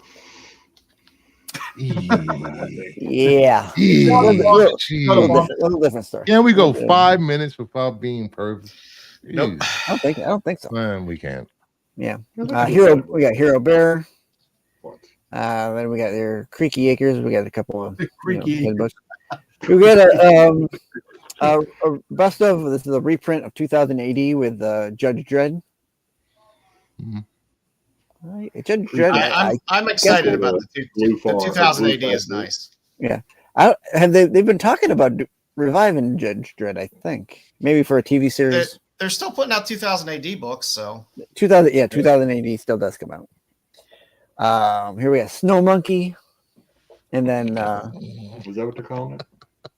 Yeah, well, that's what it's called there. I don't make any money off of it anyway, BK. So Hulk Teaches. Right. The cover is funny of this. He's pulling a Kool-Aid man there. Yeah. Hey, Kool-Aid. Oh yeah. Damn. What is that? Yeah, Transformers worst bot ever. This has got a first appearance of Ballpoint. If you're interested in Transformer first appearances. Ballpoint. If you're interested in the worst bot ever. Yeah. That should be funny. Hey, JC. The next book here is Champion. This is going to be a short graphic novel about Kareem Abdul-Jabbar. Interesting. Black Mirror. Will they have his body count in that? Well, as long as it doesn't start out with a monkey, I think we'll be fine. Will they start out by calling him Blue Alcindor and then transition to Kareem Abdul-Jabbar? For all I think that's what's his name. Not that's not Jabbar. That's shoot. Who's the guy that was in Conan the Destroyer? I can't think of his name. Will Chamberlain. Will Chamberlain. Yeah, Will Chamberlain. He had a fierce body count. Yeah. Okay, boomer. Then we. I like it. All right, then we got a comic book coming out for Diablo. What about is Black it still hot? Is it still hot video game? I heard Diablo. Something happened with it. Diablo 4, what 3 or 4? It did is pretty Black well. Mirror going to be like the TV show? Is it going to be like dark like that? Like that, yeah. I mean, Yeah, that's the TV show. I'm sorry. Yeah. Damn. Yeah. You said the video game started out good, Bruce? Yes, a lot of people bought into the game, so I think they're awaiting updates and DLC. But it was a well-received game. So okay. Diablo's been out for like ever. I don't know what version they're on now, but Diablo's been out for it was 4 years or so. Yeah, more than 20 years, I think. They had a long pause between 2 and 3. The hell out of Diablo 3 on PlayStation. Jeez, the game was so good. Another book for Dom coming up here. We got Stitch and the best food ever. Burgers. This is gonna be by Tokyo Pop. I want a goddamn burger. Yeah, fucking burger, baby. Hey, you got Mega Man. Then we got our Street Fighter versus Rival Schools. Rival Schools. Yeah. I like One this of one. the best They games do something on like that every Dreamcast. year, don't they? Yeah. Yeah. Yeah, normally. Street Fighter and Fist. What was it? Street Fighter and Dragon Final Ball Fight last Z, year. Who the hell knows? It's always something. Yeah. It's really something. I like that next one. The next book, Hysteria, which Def took me a minute to realize that Def Leppard. Yes. Does that say Def Leppard up there? It does. Yeah. Yes, it does. It does say Def Leppard, but I only saw the big. I'm like, Hysteria. Six didn't have his bifocals. Yeah. on. Like, You Def only Leppard. know for sure when you see the drummer. Get your glasses. Yeah. You want the glasses, Alice? Don't make fun of Kagurabachi, Rick another, Allen. manga It's a legend. series, Nice. and then I think I got 2 more. Oh, that's it. Nope. That's all you. That's it? That's all you gave me. That's all you gave me. What's the Sticks. mole stuff? And now, That's- now you're digging into mine stuff. That's Yep. all you had. That's it. That was it. That was all that was provided. That's to enough. To God. display. That's all they released so far. That was a lot. For Jedi, that was a lot. But There's a lot of books. And look, come on. You can't tell me that there's not at least 5 or 6 books that we all yeah, agree there's on. about 5 books there that I Okay. can honestly say them. You know, I'll just get all of them. But I'll order on my own. I'll order my own bundles of a couple of them. Do you know if any magazine size of any of those free comic book days books? I don't think so. I didn't hear anything about any free comic No. book day that were magazine size that were coming out, but no, it's magazine size all the rage. Get more and more stuff in magazine size. So who knows? All right. So spotlight this week. Figure we go back and look at some of the Kickstarters from 2024. It's a hard thing to categorize time frame wise. So you have to forgive me because some of these closed in 2024, but will fulfill at the beginning of January 2025. Some of these closed in 2023, but fulfilled in the middle of 2024. So they're 2024-ish. Okay. But yeah, Kickstarter's weird like that. There's no definite, hey, this person is going to truly fulfill this in X amount of days once it ends. Sometimes you wait. Yeah, but Joe, this for a is the long comic time. book hobby. We need exacts. We need to know Yeah. first appearances from. There's nothing. If there's one thing I've learned, there's nothing exact in this shit hobby. I'll tell you that much. Not one thing is exact. Okay, I think we're used to that. Yeah. Mhm. We comic books, yeah. First up on my list, one of my favorites, Fantasima, was put out by Paper Films. A gorgeous Dan Pinotion cover out of this. Paper Films is Jimmy Palmiardi's and Amanda Connor's imprint in which they put out things through. They are fantastic about putting up their things and fulfilling them in a very timely manner. It's a very well-run, organized Kickstarters when they put them out. Hey, Joe, I'm sorry. Tom Green. Is he talking about Tom Green, the guy who had the show on MTV? Yes. Okay. If you go back to the first show, I was in the front row. You'll see me in the front row. Yo, Vinny the Rod appearance. Vinny the Rod appearance in the Tom Green show, the first episode. So check it out. Fun series that they released through Kickstarter, Control Plus Z through Red Sea Comics. There was a very nice Chuma Hill cover. Chuma's getting more mainstream recognition nowadays. So Lady Death for a minute. No, this is a completely separate title. But it was a cool Chuma Hill. Some people are hit or miss on Chuma Hill. I'm hit or miss on some of his stuff, but I did enjoy this cover and did pick this up this year. This one was an open order title and a Kickstarter, but Club Nephilim, the Herrera cover, was one of my favorite covers this year. I just fucking love this cover. And this is through Devil's Due. Oh, wow. Devils too. Yeah. I Summoned Clothu. Ava Solo had a beautiful book in this series from Space Between Entertainment. They put out a lot of stuff. Lyrics gets a ton of work through this imprint as well. A lot of the Pat Shan stuff. Go Lyrics is kicking out covers left and right for DC and stuff like that. But DK, you're giving Joe a lot of credit with 1 week. Hey, Joe, go figure. Space between entertainment, between what? Yeah. Speaking of lyrics, and also space between entertainment, Emerald Fantasies #1. If you're a fan of Gangster Ass Barista, it was a fun little lyrics cover. Like I said, she's done a ton of Kickstarter work this year. So if you're a lyrics fan, hop on Kickstarter and you can find some spicier lyrics covers. Jay Stevens of Dwellings fame put out a Figgy Furthermore series. They put out the whole series through Kickstarter, but there was a fun 3D cover edition as well. And that was actually put out through Gold Key, which is fun. This dance you're doing with age appropriate versus it's a little dizzy. It's a little dizzy. Cheeky.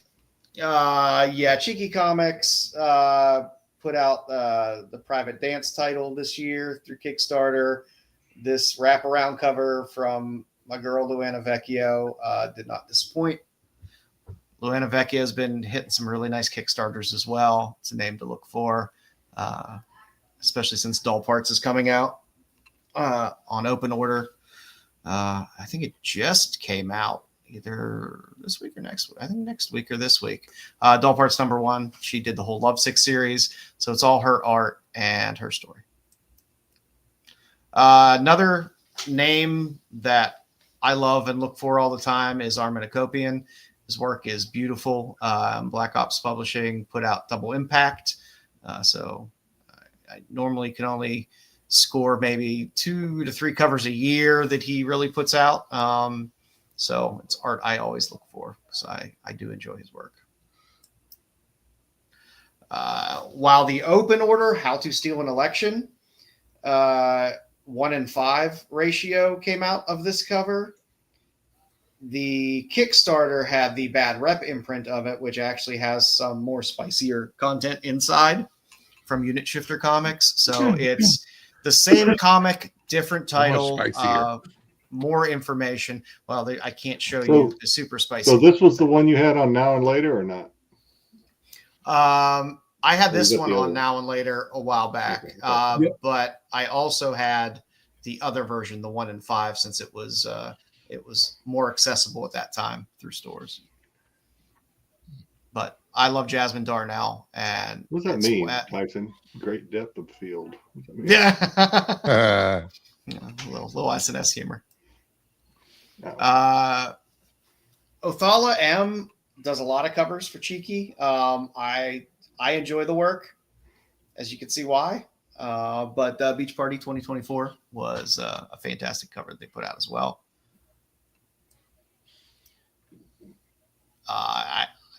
I'm a big fan of Inkpot. There's a lot of people that just don't like Inkpot work. I enjoy Inkpot. I like things that look a little different. Inkpot's art is very different. Gets a lot of work. Are always off. Yeah. In all the right ways. Depending on your perspective. Yeah, in all the right ways. But he's getting a lot of work through Udon for a lot of the special variants through Udon Comics. But I saw this in the Kickstarter, and I couldn't pass up a little Inkpot Kickstarter. So from Red Sea Comics, I summoned a demon. She's kind of my type. Volume 2. Flops had a good year this year with a lot of Kickstarters. And Flops Kickstarters are not the easiest thing to find because he normally will do covers for people. They're normally on really, really, really small indie titles. A lot of times they're from UK people putting up Kickstarters. So they're normally really small Kickstarters. And a lot of times, if you don't know there's a Flops variant in there, they're easy to miss. But Dream Quest 2 from Fried Comics had this lovely Flops comic. Torch 3 from AJ Rojic also had a great Flops variant.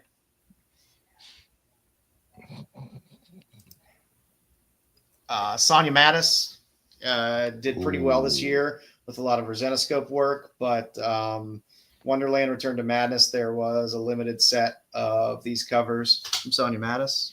Question, Joe. Yeah, Anyone that hasn't picked up a Zenoscope book, is there an actual story in these books? Yeah, and a handful of them there are. Yeah. Okay. A handful. One or two. Out of 45 titles, Stuff, there's two. What are you talking about? Again, Kickstarters are places to find new artists as well, which is fun. And Stain, number 2. Boonshu, I'm not even going to try to pronounce that last name. I believe this is his first comic cover as well. Bokelman? Beautiful cover. Bokelman? No, not Bokelman. Bonshu Thuanthong. Thuanthong? Yeah. Yeah. What Jedi said. Wong, wong, wong, wong. Yeah, I believe this was his first That's what I had. That's what went through my head too, but I wasn't going to say it. So Styx. And again, Kickstarter is a fun place to find some They're having a meeting after this obscure artists that sometimes do make it to mainstream. I got a thing. Cabersini, Voodoo, Junkie Hit Woman, another great flops cover. Junkie Hit Woman, I love that. Sorry, this one's fuzzy, but this is another Luana Vecchio, Amongst the Stars, another good Luana Vecchio cover. She never disappoints. Yeah. Nice Coco Aspen and Sonia Mattis. This was the art print variant for Dark Veil 1. You can get this as a regular cover, as a colored cover, as well as an option within that Kickstarter. But the artist variant was very, very nice. And so Sonia's been getting a lot of work through Zenoscope this year. And once those people start really getting a lot of work over there and a lot of covers, you tend to see them cross over every now and then to a DC cover or a Marvel cover, or at least some indie stuff. So names to look out for. My boy Steve Mannion never lets me down. Anytime Asylum Press has one of the Fearless Dawn Kickstarters up there, all the covers are always fantastic. This was one of the late editions. Steve Mannion's Steve Mannion's stuff is great. I love his work. Little Six Cannibal Kitty, number 6. That's not Betty Boop. It should say Mr. Squeaksy and Holly G. The first one was Mr. Squeaksy. Steamboat The second Willie one's either. Holly G. Yeah. These were two of the fun. There was a lot of covers on this Kickstarter. These are those crazy animation. Yeah, it's from Still Little Comics, but Dan Mendoza did the main cover for this. This is his thing. So, but the A cover was a fun homage, and I'm a sucker for a good Archie homage, and that second cover is a fantastic. And that's a lot of milk that's shaking when I cover. Oh yes. What's up, Chris? Screw Chris. Fantastic Freaks number 1. There was also I'm not talking to Chris. From Michelle Lodge. There was also a very nice flops variant in that one as well. Look like Scotty Young. If you're a Scotty Young fan, there was Defective Comics presents Savage Street Vigilante, which is a Jim Mahfood comic book, and there was a Scotty Young variant option in this Kickstarter. It was a little pricey for the Scotty Young, but for you Scotty Young fans that want to get something that's probably a little more rare, it's not a bad book to look for. Yeah, Gunslinger, we showed it already a while ago. Yeah. It's a fun little cover. Oh, yeah. Joe Picar could do no wrong in my mind. Peekaboo. Cherry issue 24 is up on the Kickstarter. I think it just closed. It fills at the beginning of the year. This was just an awesome variant. Like I said, Joe Picar can do no wrong in my book. I love all his stuff. Of course, Mark this year knocked it out of the park with with monsters, but you can't forget that the Kickstarter was out there early on, and you know, it's goes to show what you could do from you know, getting a little bit of groundswell from fans liking something, and it building up to something big. Yes, and his covers do make a lot of people swell. Yep. And listen, I'm just saying that, you know, the covers are awesome. The fucking story is fucking great. That's what I'm trying. That's the thing. Monsters is it is. It's a fun read. Yep. I'm reading his first comic book ever. Congrats. Congrats. Frankenstein the Unconquered from Wells Thompson had two flops covers in it, which were very, very nice. You got them, Joe? Yes, I do. I believe I showed them a few weeks ago, covered up in special ways while holding them. But yeah, it's these were two of my favorite this year that flops did. He also did Switchblade Stories through Chris Askam. Again, a lot of these titles are very, very small titles. A lot of them are from the UK. And a lot of times, if they don't publish on that front picture for the Kickstarter that there's a flops cover in there, you're not going to know about it. So you got to dig through your Kickstarter stuff to find out what's in there. Our skins are Scarlet, Skylar Patridge. I don't know why I wrote Partridge there, but Skylar Patridge had one beautiful cover on the A cover, and there was a really nice Tula Lotte variant cover on that as well, which I was a big fan of. Yep. I had to throw Fangers in there again because it's just a great goddamn cover. It is. It really is. It's a lot of fun, and this is the holofoil one, but there are several different variants of this. So while the Kickstarter is over, it might be something, if you're looking for it, to maybe possibly find on the secondary market. For fans of Terry Moore, if you're a Strangers in Paradise fan, Terry Moore put out... I tip well, that's all I'll say. Abstract Studios put out a Terry Moore covers book. It's all of Terry Moore's covers. So if you happen to be a Terry Moore fan or Strangers in Paradise fan, his work is a lot of fun. It's a fun wraparound cover on this as well. Scorchuma Hill. I don't give a fuck about Aliens #1. Again, just you find some fun stuff on Anthony Kickstarter. D. Stokes. D. Stokes. D. Stokes. Not Strokes. Stokes. Wow. Anthony D. Stokes. Stokes. There you go. Don wants to stroke Anthony. We get it. Yeah, it's another Chuma Hill cover. If you're a Chuma Hill fan, it's something to look for to round out your Chuma Hill collection.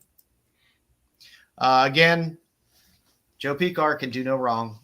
In Nippy #1, he had a nice variant in there. Ooh, Nippy. Again, from Space Between Entertainment. Nippy. As I showed the Suspiria earlier, there was also one of my other favorite artists that he employs for a lot of his variants, Bang Bez, who doesn't really do much. You don't see a lot of comics from Bang Bez. So anytime I get a Bang Bez cover, I do. But the Suspiria was fantastic, and the Bang Bez was also pretty awesome. Big boy book of the year. This was a sleeper. I don't know why it was a sleeper. The Kickstarter was from Massive, which is a big label, big enough. And it was a Hughes cover, and it was on Sean Gordon Murphy Kickstarter. But both the foil and the non-foil covers of this Hughes cover, they're asking a lot of money for them on eBay, and the buy-in wasn't crazy. So these are two to look out there for. Plus, it was a fun series. The Zorro series from Sean Gordon Murphy, who rarely lets me down with the stuff he puts out.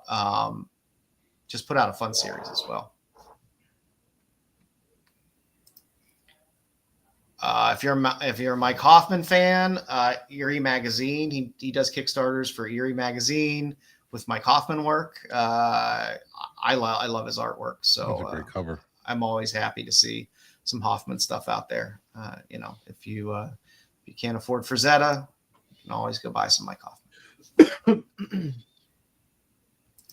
And last but not least on our list, the largest Kickstarter ever that pulled in over $3 million. The G.I. Joe, A Real American Hero. So everyone that tells you Kickstarter's just for titty books, G.I. Joe, Real American Hero. 99% are. What? We got it. Erotica has to find its place, and that place is fallen to Kickstarter. Sure. I thought that was wicked.com. I want one of those books. But this compendium, which collects a massive thing, 4 different titles of G.I. Joe work, I think at least. Would you like to? And yeah, you could choose the Joe set, which again, it's just the slipcovers and stuff that are different. But you could choose the Joe set or the Cobra set, or the Omnibus. This thing is insane. Insane in the membrane. The fact that this thing pulled in as much money as it did was nuts. But it goes to show Kickstarter can generate serious funds if you have the right fans and backers behind it. So I wouldn't be surprised to see more things eventually from Skybound or Massive, or I know Boom will occasionally do something. I was just going to say that maybe Transformers is next. Maybe I wouldn't be surprised based on how good this did. Although G.I. Joe versus Transformers is in this set. But that set as well. This, I believe, is the highest funded comic Kickstarter ever. So, hello, Hero for Hire. So that's what we got for this week. Hero. Just a little look at Kickstarters. Comics come from all over the place nowadays, and Kickstarters has some different strokes for different folks. You can find a handful of things in there. There's a lot of good sci-fi stuff and a lot of fun reads for a lot of artists that possibly can't get published in major publishers and stuff like that. It's art. It's art. It's erotica. Erotic art. And we do not kink shame on the qualified. Nope. But I do. There's definitely number one priority for Joe. There you go. There's definitely a little something for everybody on Kickstarter, and a lot for some people like me. But check it out. You never know what you're going to find, and like I said, you find some good books like that Hughes cover. I just funded it because I was like, oh shit, a Hughes cover. I didn't think it would go crazy, but some of those go off. Yep. No, Cal, but I will check out TJ Woolridge's stuff. And that's what I got for this week. Bruce, you got any news this week? I think I have some news. A few things. Okay, here we go. All right. So one of the biggest IPs in the world is getting a streaming show, Harry Potter, and we're getting closer to getting cast reveals. So currently, Mark Strong is up for Albus Dumbledore, Sharon Horgan for Minerva McGonagall, Brett Goldstein, who was Hercules in Marvel, for Rubus Hagrid. This is a good-looking cast, goddammit. A lot better looking than the original movies. Wasn't that guy? He's the guy who played in that soccer movie. Wasn't it the soccer movie? Bend It Like Beckham? No. The one about the coach. It was a comedy. It's on Apple TV. Can't think of his name. Oh, help me out. Help me out. Yeah. Roy Kent or whatever it's called. Roy Kent. Is that the name of the show? Not the American coach that goes and coaches over soccer over Europe. I can't think of it. Yeah. Well, and then the guy's name Roy Kent. Brett Goldstein. Say it again. Stick. Roy Kent. No. That's the character's Ted name. Lasso. He's in Ted Lasso. Lasso. Yeah, Ted Lasso. Yeah, Ted Lasso. Yeah. He's the coach in Ted Lasso. Yeah, and he's currently starring in he's not the coach. He's the captain. He's a team captain. Oh, the team captain. Yeah. Okay. He becomes a coach. You're right. He does become a coach later. You're right. Yeah, these are very accomplished actors. And Sharon Horgan is fucking hilarious. She is a hilarious actress. He's also in Shrinking on Apple. Have you guys watched Shrinking. that? That's probably No, not Harrison yet. Ford's best show ever, including Star Wars. I gotta watch that. Sorry. My problem with that show is I only like show? Harrison Ford in that Oh, show. the new TV Yeah, show. The new yeah. TV show. It's him and what's his face? Ant-Man, right? What's his name? No, not Ant-Man. What's Yeah, his name? And Brett Goldstein is probably in one of my favorite werewolf movies. That guy from the Muppets movie there. I love Vampires on a Train. Damn it. I mean, Werewolves on a Train. Great movie. Great movie. Bad movie. No, the It other was character I such like a in that good show, movie. Shrinking, since we're hijacking this topic, the other show, Shrinking, is the guy that plays the crazy lady's husband. He was in like Happy Days way back. He was in Love It or Ted, the Marriage Show. God damn it! It's Married not with Ted Children? Nugget. It's from Ed O'Neill? Married with Children. Ed O'Neill? And, Married with Children. Gotcha. That's him. And Yeah, Married with Children. Revenge of the Nerds. Yeah. Yeah, Revenge of the Nerds, and he was in Happy Days way back too, if I'm not mistaken. I think. So, Yeah. Anyway, I like this character. Yeah. You know, and if they're this close to picking the secondary cast, they already probably have the main characters already picked of Ron, Harry, and Hermione. I think that'll be the last ones they pick because they're kids. No, it had to be the first. Because they No, already 'cause did. by the time you even did- start, the kids are going to get older. You don't want the kids to get older. Well, they already Lesbian said they went through vampire killers. 35,000 auditions for the. And then they're going to pick a really young kid so they Yeah, it has can to be age young. up. They're going to age, Bruce. They're going to age. No, That's on Tubi, Terry Floyd. I believe that movie. Hate to break it to you. Kids Oh, age. jeez. I didn't know that. Well, now you know. You know, I know the No, cast no. of Stranger Things they're all married. They have kids of their own now. That's Even true. the kid with the bad That's teeth. 100% true. Bobby Brown's got kids. She got a kid. No, she just married freaking goddamn Bon Jovi's son. So not yet. Oh, No you kids sound yet. jealous. You want to I'm marry jealous. him? I married her. What? Should be Bobby Millie Bon Jovi. Yeah. Yeah. I'm trying real hard to care about this news. Millie Bobby Brown Jovi. Hey Bruce, get to the controversy. I'm afraid. Controversy part of this. I like. I seeing already Mark talked Strong about get it. work. I did a show about that already, Dom. That was Yeah. last Oh. week. Oh, you see last week? Oh, okay. Yeah, he's a good actor. You know, Check he's a good actor. out check out Gangs of London. Well, Papa. King's London is a good show. Such a good show. That first episode was just like, what? Wait, what? Where did he put that glass? I will say this. Gangs of London, there's a part in a bar, and he puts a bottle in the guy's mouth and then smashes his head on the bar. The glass just breaks in his mouth. Insane. Yeah, it's good. Insane. It's a good show. All right, next up, little some DC studio news. James Gunn said that DC Studios aims to give a platform to lesser-known characters like the Huntress in the DC. Is the Huntress really a lesser known character? No, yes. Lesser used, maybe. Yeah. Oh, Wasn't she already in Harley Quinn movie? Yep. Well, Yeah. Yeah, that nobody saw. Because it was Birds of Prey. I well, like it, listen. but I thought- Some DC news just came in the over the wire. Oh, Guess here we who's go. canon to the DC universe now? Zac Efron, because he was at a picture in the cell in Creature Commandos. So Zac Efron is now freaking canon to the DCU. And so was Shaggy, because Shaggy was. Yeah, and Shaggy's part of it too. Yeah. Yep. I knew my phone was buzzing over here for something. Okay. Dom gives random old news. Jeez. What the Zac Efron's on old news just happened now? The show came out yesterday. Yeah, but nobody said anything about the Zac. He's canon now. He's officially It's canon. 24 hours old. Oh, Yeah, my right. God.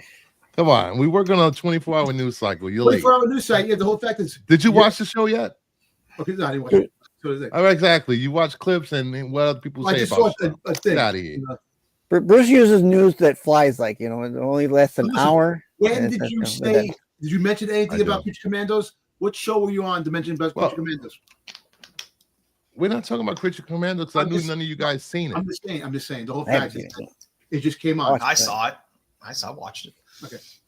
Yes, and You saw it. yes, and don't get upset about little sex in Creature Commandos. Why would I get upset about sex in something? I know you wouldn't get upset. People are clutching their pearls. DC's not supposed to be like this. Have they never watched DC animation before? DC animation's dark. It's not like G-rated animation. So yeah, the last Justice League movie before the Tomorrowverse, The War. Constantine was banging King Shark. What? Yes. Yep. That was his ex. Ooh, fish fingers and custard. Ugh. And finally, they released Alien Romulus on VHS. Probably the last. Yes, it was released on VHS. And 20th Century Studios fumbled the Alien Romulus release on VHS by making it a $60 widescreen tape. This was just a big fuck you to tape collectors. What do you mean? They bought it. What are you talking about? What, you mean it's letterbox? It was letterbox across the screen. What do you want, pan and scan? Yes. Yes. F pan and scan. I don't understand. Well, it's widescreen, right? What's wrong with widescreen? Isn't that what? No, it's oh, you can only see the middle in the. You're missing out on the rest of the movie. Widescreen. Yeah. Oh, it's not condensed to like. Yeah, it's not the pan and scan. No. Oh, Yeah, and it's $60 for this thing. sorry. Which I'm not paying $60. I'm sure all 7 video. Alien Romulus fans will be happy that they got their funny box. I'm I liked it. I'm I liked going to it. send I Max's watched it again copy. this week. I watched it again with my son. I get my gotta copy watch it. tomorrow, which I bought for Max. I might have to send this back. I don't think Max would want this if it's only widescreen, right, Max? If you're watching, I didn't hate it as a I think movie. he'll care. It was a movie. I was Keep just. it. 10 years from now, it'll be worth $75. it's going for 120, 150 online. So it was sold out within minutes. They did it to Bruce Lee and Max. Speaking of movies, So for all you VHS collectors, this they did the same thing with what was that? Terrifier 2. They released a VHS copy that sold out at Walmart immediately. speaking Can't of find that, them. I Terrifier love 3 that Walmart streaming is now. selling Terrifier. I'm that's on my weekend list. It's I'm not. It's still $20 to rent though. I was like, ew, That is rough. Did you see? But I did watch last night. Instead of watching Terrifier 3, I watched Smile 2. I did not like Smile 2. I thought it. Not to give away too many spoilers, but at the end, I was like, "What a fucking waste of time!" This fucking movie was. Exactly. I felt the same way. They just opened up a Blockbuster Video in Arizona. They have a. Well, they got nothing else to do there. Yeah. So yeah.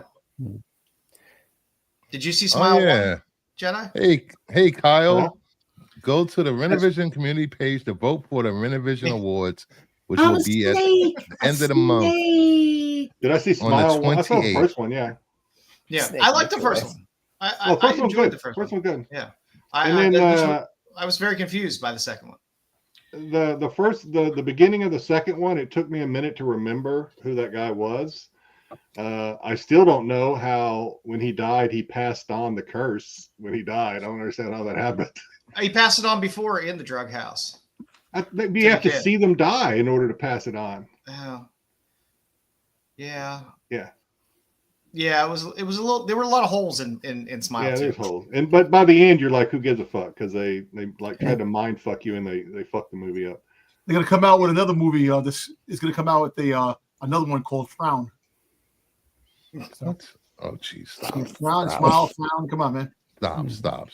I did say I did watch. I binged this Twilight of the Gods, Zack Snyder's animated series. You talk about a lot of railing in a movie. Holy crap! There was a lot of over the top violence. There was Let a blinky blinky. There was a lot of daisy chains going on. That's not what they mean. You see, Loki got railed by a male horse, got pregnant. It was great. Yeah, I think you're confusing daisy chain with centipeding. So. No, that was daisy chaining. Girl, guy, guy. I call it the British fireman. Girl, guy. There you go. Yeah. Hey, Buffy, the real reason why you don't let me talk is because I know a lot of shit, man. They keep me censored. They keep me censored. No take. No, there's a reason for that. No, there's a reason. They keep me. I know a lot of shit, and I'm going to keep saying that. All right, Jedi, you got a little AI versus qualified for us tonight? Yeah, so I told Joe earlier this week, I was like, I'll do an AI versus qualified because it's easy and I'm lazy. That's what AI's for. Here we go. We've been doing these a while, so yeah, I mean, we've been doing these a while, so I had the formats all there for me. I just, ask ChatGPT some questions and he tells me. So if I understand correctly, Dom, there was a new Star Wars show that came out this weekend. Yeah. And I haven't watched it. You're going to hear all about it on Sunday. Check out the Star Wars show where they can I think you'll like it. Tell you all about it. Or wasting cool. I want all those kids. They're just going to put in the tip. They're not going to give you all the spoilers. He's just they're already for you. They're already all over that show. So just wow. Push a lot of nostalgic buttons, man. Well, maybe I'll start doing spoiler reviews again. Hey, listen, Buffy. And Buffy guy, listen, I'll tell you this. And piss people off. The only thing I know is what I don't know. I'm gonna leave you at that. There you go. So I did ask ChatGPT. I said, hey, what you know about this Star Wars, this new Star Wars show, and is there anything that you don't like about it? If so, give me the top 5. Oh, jeez. Oh, we got to go through this crap first. Sorry. I said, give me the top 5 things that are bad about Star Wars Skeleton Crew. That is Star Top Wars. 5 things that are bad. And it spit out 5 things it did not like about Skeleton Crew. So I guess it's seen it, so it's ahead of me. Dom, you want to take a guess? Sure. Something. Listen, they say it's for it's for kids, but that really is a kids show. Yes, it is. What are you talking about? No, kid-centric focus. That's what they didn't like. Oh, they didn't like. Oh, they did a lot more to it than just that. Anything else? Anybody else want to take any guesses before we? Sure. Not enough. By the way, it said for the kid-centric. I printed out its notes. The show's tone and focus on young characters might alienate older fans seeking deeper and more mature storytelling. Critics have debated whether it is family-friendly approach limits its appeal. No, hey, listen, I'm going to be honest with you. The opening scene in episode 1, get an eye shot. Get killed. Do the eye got shot in the eye? Okay. Come on, man. It's all right, Brisper. What do you think? We don't want to go too deep into it. I just don't want to piss off the. Not enough Jedis. Not enough Jedis. Nope. Really? No, that's not yet. No. Too many aliens. I don't. That's the greatest thing. Too many aliens. I want more. No, that's not it either. I'm just curious if Don agrees with those. Dom, you want to take any more guesses? Skywalker. So apparently, with the King, he said that it's probably going to go woke. That's what King. No, ChatGPT doesn't care about woke. He's okay. That's good. You don't care about woke. That's good. That's good. I mean, I would just say the child actors because outside of the female Geordie LaForge, I really don't care about any of those kids and what happens to them. I thought she was Scott Summers' daughter. I haven't seen it yet, and I don't know. Well, they do own both properties. I could make a female Cyclops. All right, we'll go with number 5. Just to maybe this is a job. Yeah, start at the bottom. Marketing and expectations. The show has struggled with defining its target audience. Some fans feel it's marketed too much like a kid's adventure in a universe they associate. I think they absolutely packaged it that way. It says Star Wars. Did they not see Ewoks? That's what it said. Ewoks Courage. It's marketed as an adventure, a Star Wars adventure, not a Star Wars. I always find it hilarious how people think. I find it hilarious how people think Star Wars is an adult thing. It was never for kids. You know what's funny? It was never for kids, though. It was always for kids. It's always for kids. No, Star Wars is always for kids. George Lucas doesn't know what he's talking about. It wasn't for kids. Sure, he doesn't know what he's talking about. I don't think it was for kids until they started selling toys. Then it became for kids. Oh, we can make money this way? Star Wars is for kids, and they show all the death scenes, all Star Wars, all the stuff that went on Star Wars. It's kid friendly. There was no blood. No, no blood. Star Anakin mauled down kids. Anakin killed kids. They didn't show it. Freaking Jango Fett got his head cut off. Freaking guy, dude, there were things that happen in Star Wars that aren't for kids. They say it's kids. There was stuff that happened in Bugs Bunny that wasn't for kids, but we still watched it as kids. Yeah. That's true. That's very true. All right, let's go to number 4. We don't drag this out. Bug Number Bunny even 4, cross-dressed. pacing concerns, Dom. Like Lord is victim. ChatGPT says, while the fast-moving narrative has been praised, others feel it sacrifices depth and character development, particularly for its young leads. I think they gave a pretty good backstory. Dude, and you know what? Listen, at the end of the day, Dom's going to argue with that. Look, the main thing is that this is 100% for they show all the kids, all the main focus characters that are in the thing. That is it. You got your pirates, you got your parents, you got your kids, you got the situation. Yeah, that's it. That's all you need. And the pacing, you know what? Fuck the pacing, man. Listen, it's been paced fine so far. They want to throw in a filler episode. Episode 1 is paced pretty well. Why are you arguing flashback? And then I'll have AI, Dom. Why are you arguing with AI? Arguing with you. Because I hate AI because AI's taking over, man. You don't know what's real and what's not. Better real watch anymore. what you say. They're listening. Yeah, exactly. I'm always nice to AI. I agree with the you. chat. Right now, this is why Marco doesn't let Dom speak. They have AI pictures of all of us right now, and we don't know where we're going to pop up. Oh my. Number 2, just go through my cloud.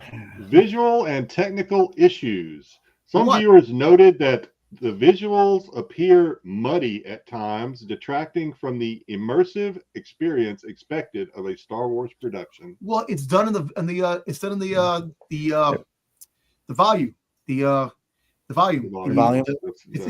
The stage. There was only a couple spots at the beginning. I don't know if you watched it, Don. When the guys swing over to the turret. Yeah. You can tell it's on a green screen. That's the only time I saw anything wonky about it. And BK, screw MTV. I've been on the cover of the New York Times. Thank you very much, you douchebag. Read a paper. The New York Times. The number 1 reason man shot in line of duty that AI women's kills not crazy about Skeleton Crew is were you reliance on familiar tropes. While the show introduces a fresh perspective by focusing on kids, it heavily leans on well-worn Star Wars themes, making some parts feel derivative.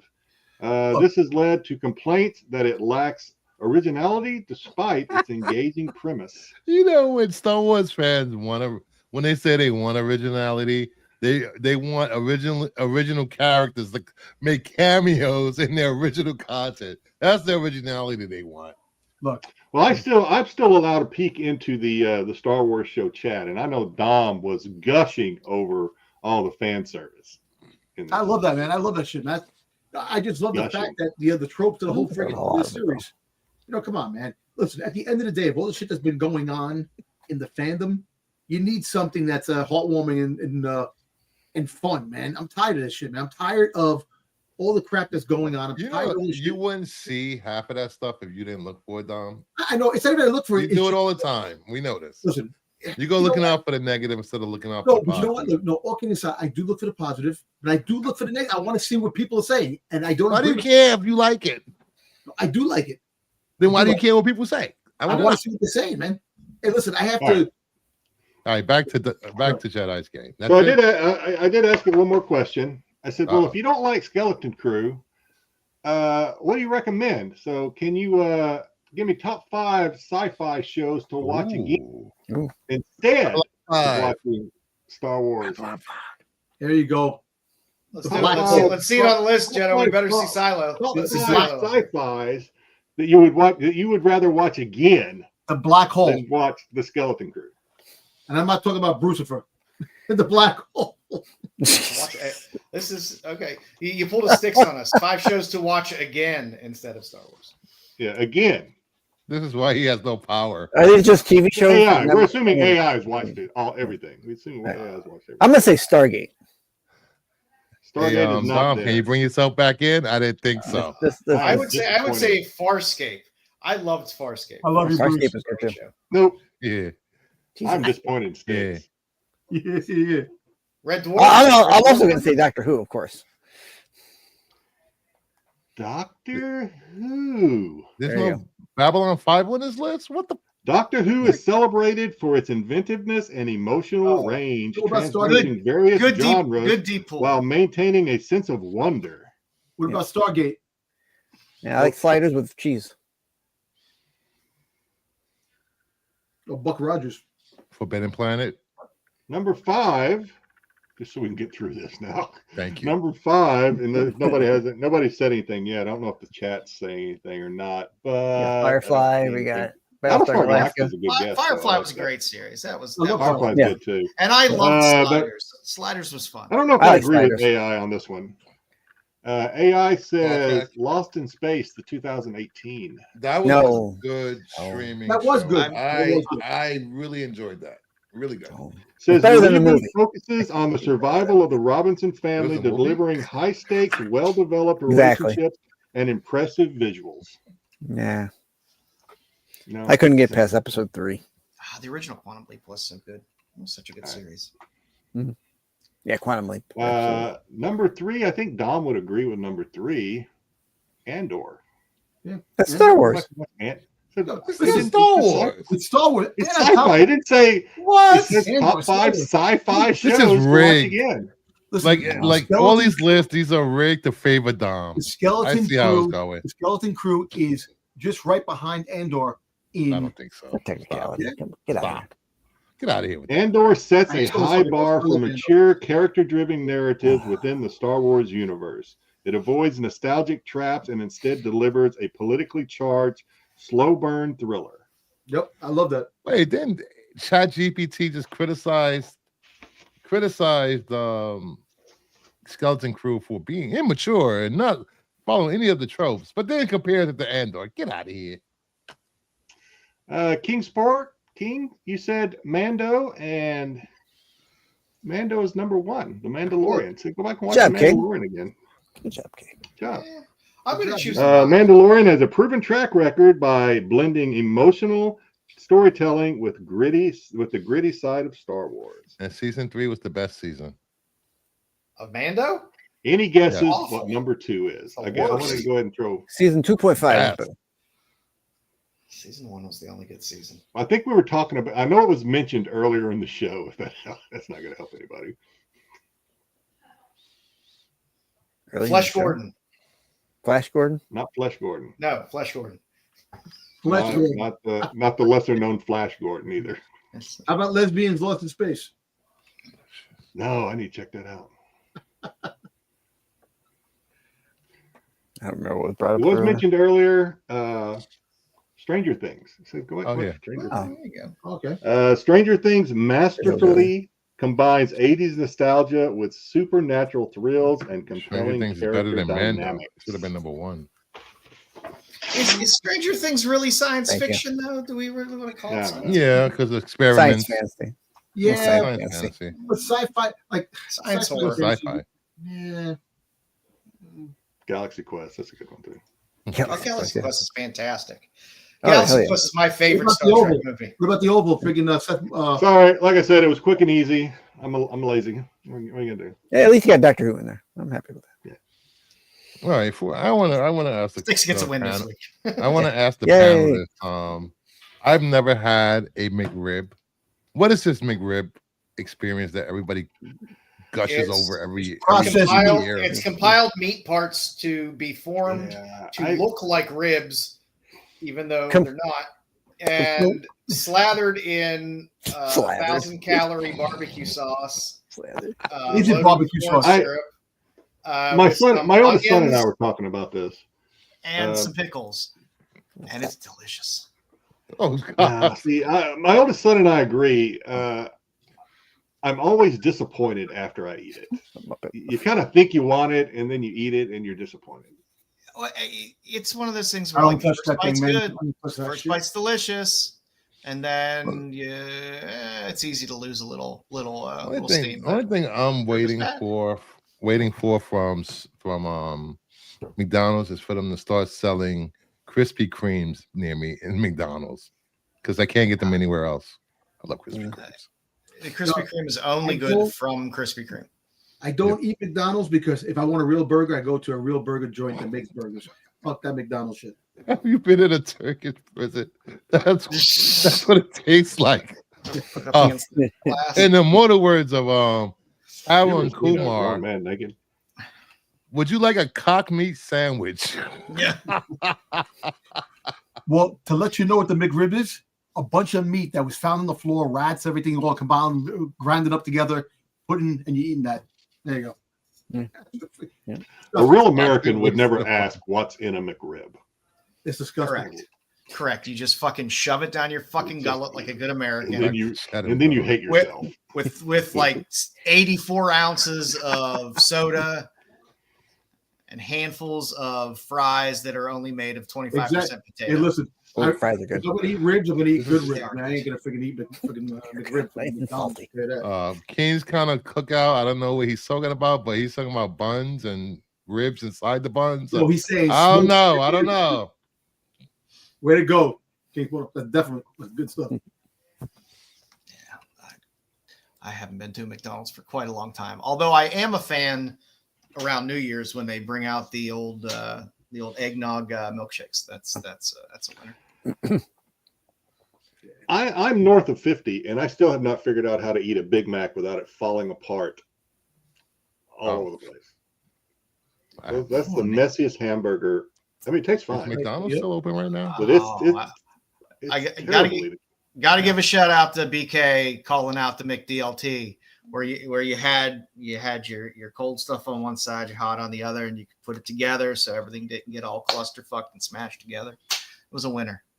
Bring back styrofoam containers. Listen, the only thing for McDonald's I did eat was the Reese's peanut butter cup, Reese's McFlurry. Yeah, they had that. Plastic straws are making a comeback. We went to Canada. They only had paper straws. And boy, that pissed me off. Fuck paper straws. Paper straws are the dumbest fucking thing on earth. Subway, I don't know about all Subways, but Subway here, our local Subway, they still use paper straws. Got me nuts. Yo, paper straws suck, man. My Subway now, get out of here. all kiosks. No ordering over the glass anymore. It's all kiosks. It was so weird going when I was in Pittsburgh visiting Max. It was like, oh, here's your plastic bag and your plastic straw. I'm like, what is these things? Yes. We don't Yo, there's a burger joint. We don't have that stuff here. There's a burger joint that makes 2 grilled cheese sandwiches and smashed burgers. The two on top of he has 2 grilled cheese sandwiches. That explains a lot about your rage. I'm saying that's 100% better than fucking McDonald's. There's nothing says saving the environment like using your paper straw in your plastic cup with plastic lid. KFC to bring back the donut chicken sandwich or whatever the hell that shit was. Oh God, KFC has an artery clogger. Like every 3 years, they come out with something that's just like, okay, I'm what was that? The last one they tried, the chicken pizza or whatever the hell it was. Yeah, they had something that was in between 2 slabs of chicken, which was interesting. The chicken was the bun. It was literally chicken parm. That's all it was with pepperoni. Yeah, there's nothing wrong with it. I'll give outside of any sort of waffle fry, which are always the best. Waffle fries are the best. I will say McDonald's has the best fries. I'll give them that. Maybe. I don't know what they put in there. Arby's is a close second with their crinkle fries. Arby's crinkle fries. The curly fries at Arby's are good. See, I anything would be the onion rings at some of the places, man. I like onion rings, man. I know Burger King was doing onion rings for a while. Yeah. They do. They still do onion rings. Yeah. And you get a half and half fries, half onion rings. Yeah, my daughter ordered fries from there one day. There's an onion ring in here. Yeah, they don't winner. care. They just They don't don't care. They want just That's a scoop it bonus. up and Hey, slam it in Casey, there for you. Let me tell you something. I eat burgers, man. I go to Where- burger places, restaurants, and places that Got it. make smash burgers and other stuff. I can't eat. What's a Jack in the Box? Oh, Jack in the Box. You've is never a- eaten a Jack in California. the Box? It's a West Coast thing. Jack in the Box. Oh man. Yeah, Jack in the Box. Yeah, Yeah. very horrible. Very horrible. My I just had Hardee's the other few weeks last month actually. Where'd you get it the from first Hardee's? time. I was in Pittsburgh. They have a anybody ever Hardee's eat there? Wahlburger? They're opening No. a Wahlburger. It's a local Navy exchange here, and I was like, I've never eaten a Wahlburger. From the least talented of the Wahlburgers. Yeah. I I thought they were both. I thought they were co-owners on it. They're not. They are, but it's their Yeah. brothers. It's their Brother. non-acting brothers Nah. place. They have something. Do something. He said it's okay. They said it's okay. I never ate there yet. I ate what's the other place? There's another burger place. When you're driving south, there's another burger place that Whataburger. Whataburger. Yeah. Whataburger. There you go. Whataburger. Had a burger. Only thing about Whataburger for me, it's great. It's a good burger.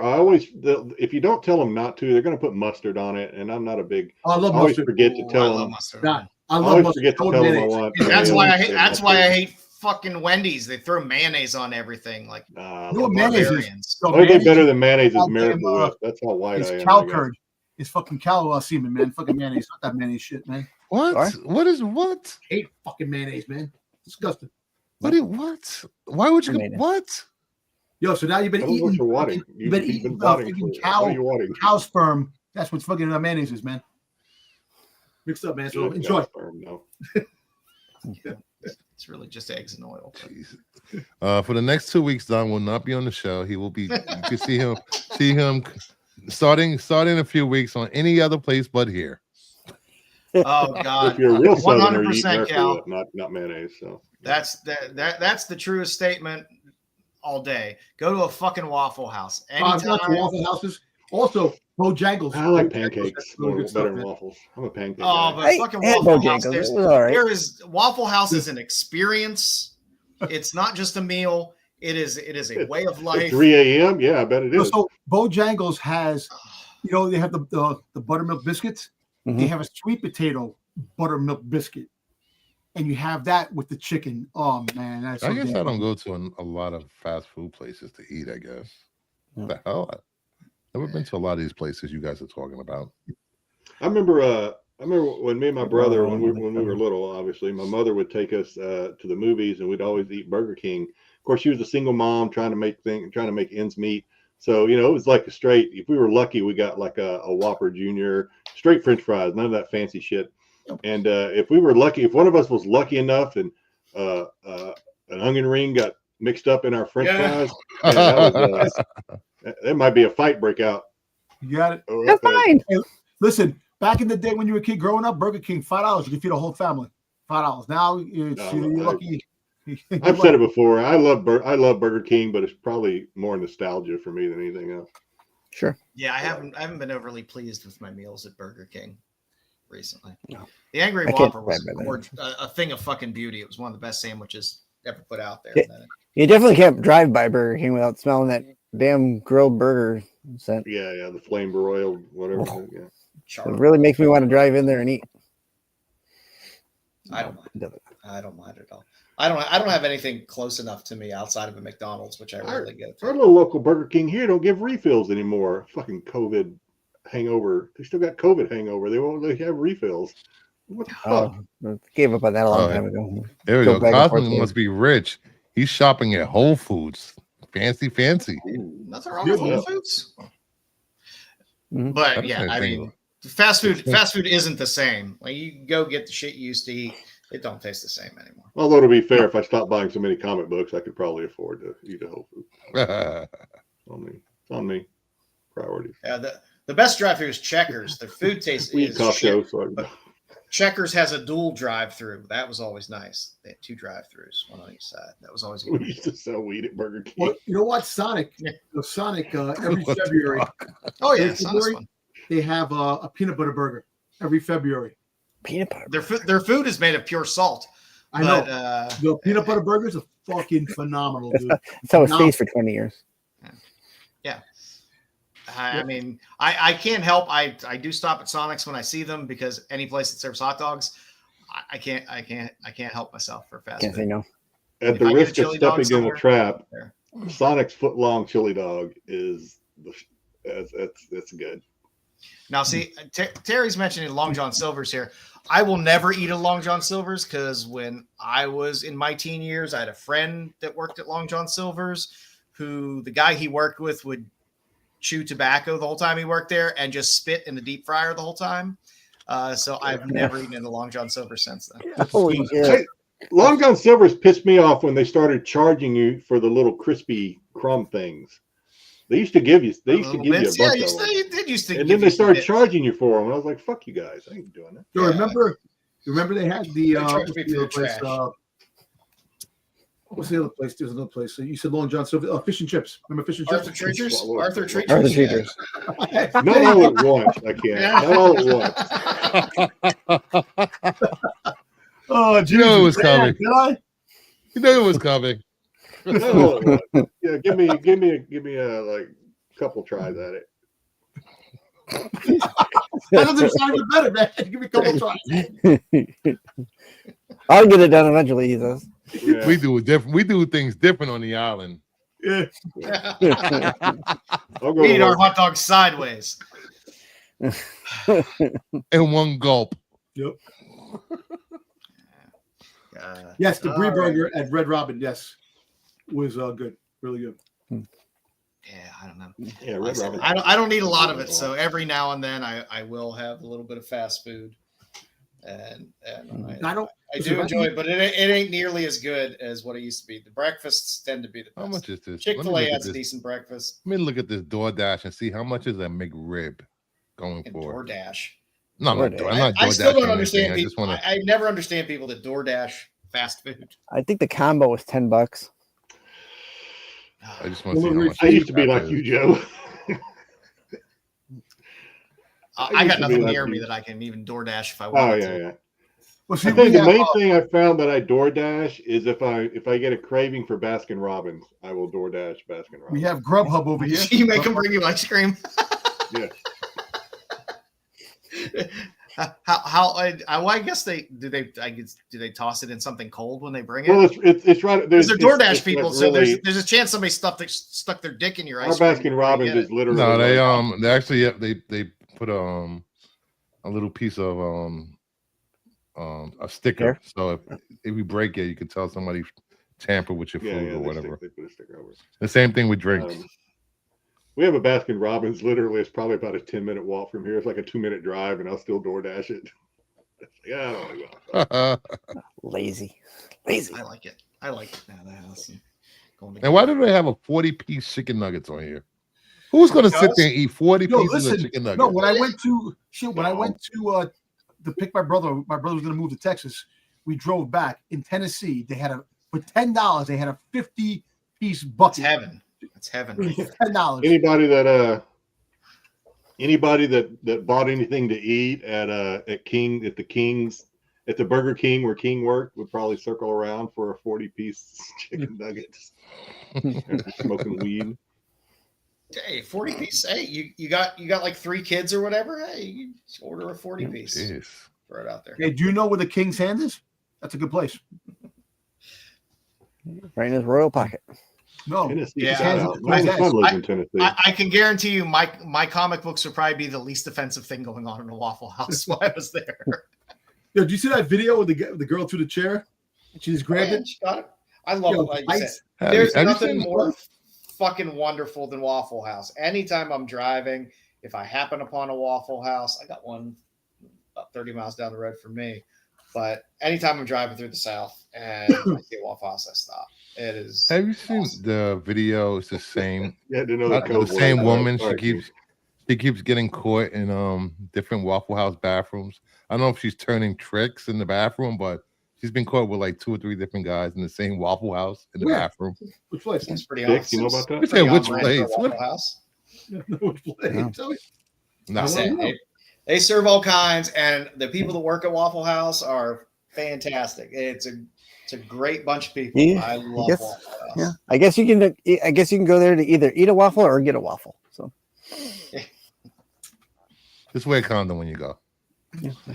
wear a plastic bag. Good stuff. Those hash browns. I thought Styx was about to make a very disgusting reference there, and he pulled away. I thought he was going there too. You talking about the waffle? Well, you know what? Listen, I've never heard Styx say something nasty or vulgar. Really? We're the ones that are always saying it. Hey, Styx did is you the not little see angel the on our chat? shoulder. No, Styx You know what? and if he did, My vocabulary is just a little better now. No, Dom's right. Everybody just quiet down and let Styx say something filthy. exactly. Not right now. That's what we'll do for the end of the year show. Yes, We'll give Styx a 5-minute clock, and he's gonna lay out the filthiest tirade ever that you've ever heard come out of anyone's mouth. He goes, "I'm dirty." That's it. Yeah, I don't like toads. So there you go. I watch smut. You know the S word. You can't even say smut. Yeah, SMUT. Right. Wicked and foul. What do you got going on gosh darn it. this week, Bruce? I'm going itchy to Wilkers. do the other comic book show on Sunday, where you can get your weekly dose of hot covers for the week, some recommended reading, some reviews, some FOC, and the great stylings of Conway Twitty. I'm just kidding. Get it? Oh, what? Better have the Twitty bird. So here's some previews for FOC this week. What the hell's going on here? Why is Superman staring at, or why is Batman staring at Superman's cock? That's why. Oh, because Mark Wade wrote the sweater variants are back. His shoulders are awful wide. I'm going to tell you that. That's a nice chill. Frank rarely lets me down. And I'll show you this last one. Tyson, you're right. That's what I was talking about. You nailed it. I thought Styx was going there, and he didn't. The little Batman snowman in the background. So, yeah, and then back to Monday with Monday Madness, where you get your rumors, speculation, and me telling somebody they're wrong. More Bruce. I'm always right. And me yelling at Bruce for choosing an X-Men book to read. That was one of the worst stories I've read in the X-Men comics since last month. I think we need to have a small Marvel embargo on the Sunday. Yeah, I think we should just stop with Marvel until something interesting and new comes out. I think we might need a Marvel embargo. Yes, and that's Styx, are you on SNS tomorrow, Styx? Yes, I will be. If you haven't subbed up to the channel, please do so. If you like the video, please like it. Feel free to leave any comments in the YouTube comments. Anything you might want to see in terms of spotlights, whatever. We always appreciate input. Also, like I said, Styx, SNS tomorrow. It's at 8 o'clock though, right? It's not 9 o'clock. 8 o'clock Eastern. Yes. There you go. So it'll be on 7 o'clock Central. Yes. 6 o'clock Pacific. Styx, you said 8 o'clock. What? Dom 8 o'clock on the show? That's the first. Wow, Dom, congrats. Dom. You know, you got Jedi taking a foot long, and now you're eating a cock. We could see the kids talk a little more about. I didn't even tell you how I like my Baskin Robbins ice cream. So that would have been, I want to know. I now you piqued my interest. I was more and dripping. The transport. I was more. Here's Hawaii and your own ice cream delivered. Because I'm such a since I like to self-inflict. Ice cream melts. So with two fingers. Not you got to get the hard packed ice cream. You got to get that ice cream hard packed. Do you request it that way explicitly? Hard packed. Hard packed. Pack it hard. Ice cream with the fudge packed ice cream. Hard packed that rocky road. Well, I'm making it way too easy for SNS to clip these things. I got to Oh my. So yeah, watch the Star Wars guys on Sunday at 9:30. Whenever you guys go on 9:15, 9:30. We'll be actually talking about. Go. No, they're talking about the freaking skeleton crew. Come on, man. Go, That's go, some go, good go. stuff, man. It's fun. It's a fun show, man. It was fun. You I will guess see the I guess guy- you will be able to spoil things since you had your non-spoiler show after the show. You'll be Well, That is actually the able most to talk about ridiculous it. thing I've ever But seen. the thing is, that's going to be crazy now is that I don't think we're going to be able to do any of the shows after the show comes on because everybody's busy. So we're going to have to wait to Sundays to finish off the rest of the show. There'll be spoilers. the entire Oh, in that case, I'll take over the mantle. Hop on my show at 10 o'clock. I think. I'm not sure. Mark Wait, when always is said it? On that, Mondays or Tuesdays? Tuesday. Tuesday. Tuesday nights. Tuesday was supposed to. Yeah. It comes on Tuesday. Yeah, it So was if you just know, if Monday you the don't find- first week. It's Tuesday. If you don't find it on Rennavision, you can find it on Kingdom of Nerds as we go down the Star Wars path, which I really don't want to go. But I'll talk about it for an hour. And of course, on Wednesday, watch the Tax Show with Marco, Dub, and You want Pete to? as they go over all of the newest comic stuff going on. Mhm. And on Friday, watch the CBSI Hot 10. Comes on right before this show. And hopefully you all will come back next week for more of Making it Styx easy for Filthy you, Mouth and Jedi's Hard-Packed Ice Cream. Yo, Styx, you dirty. So, I showered. Quiet. And Have a Dom, good weekend, and Dom everybody. glazing more Star Wars. see you next week, everybody. The qualified.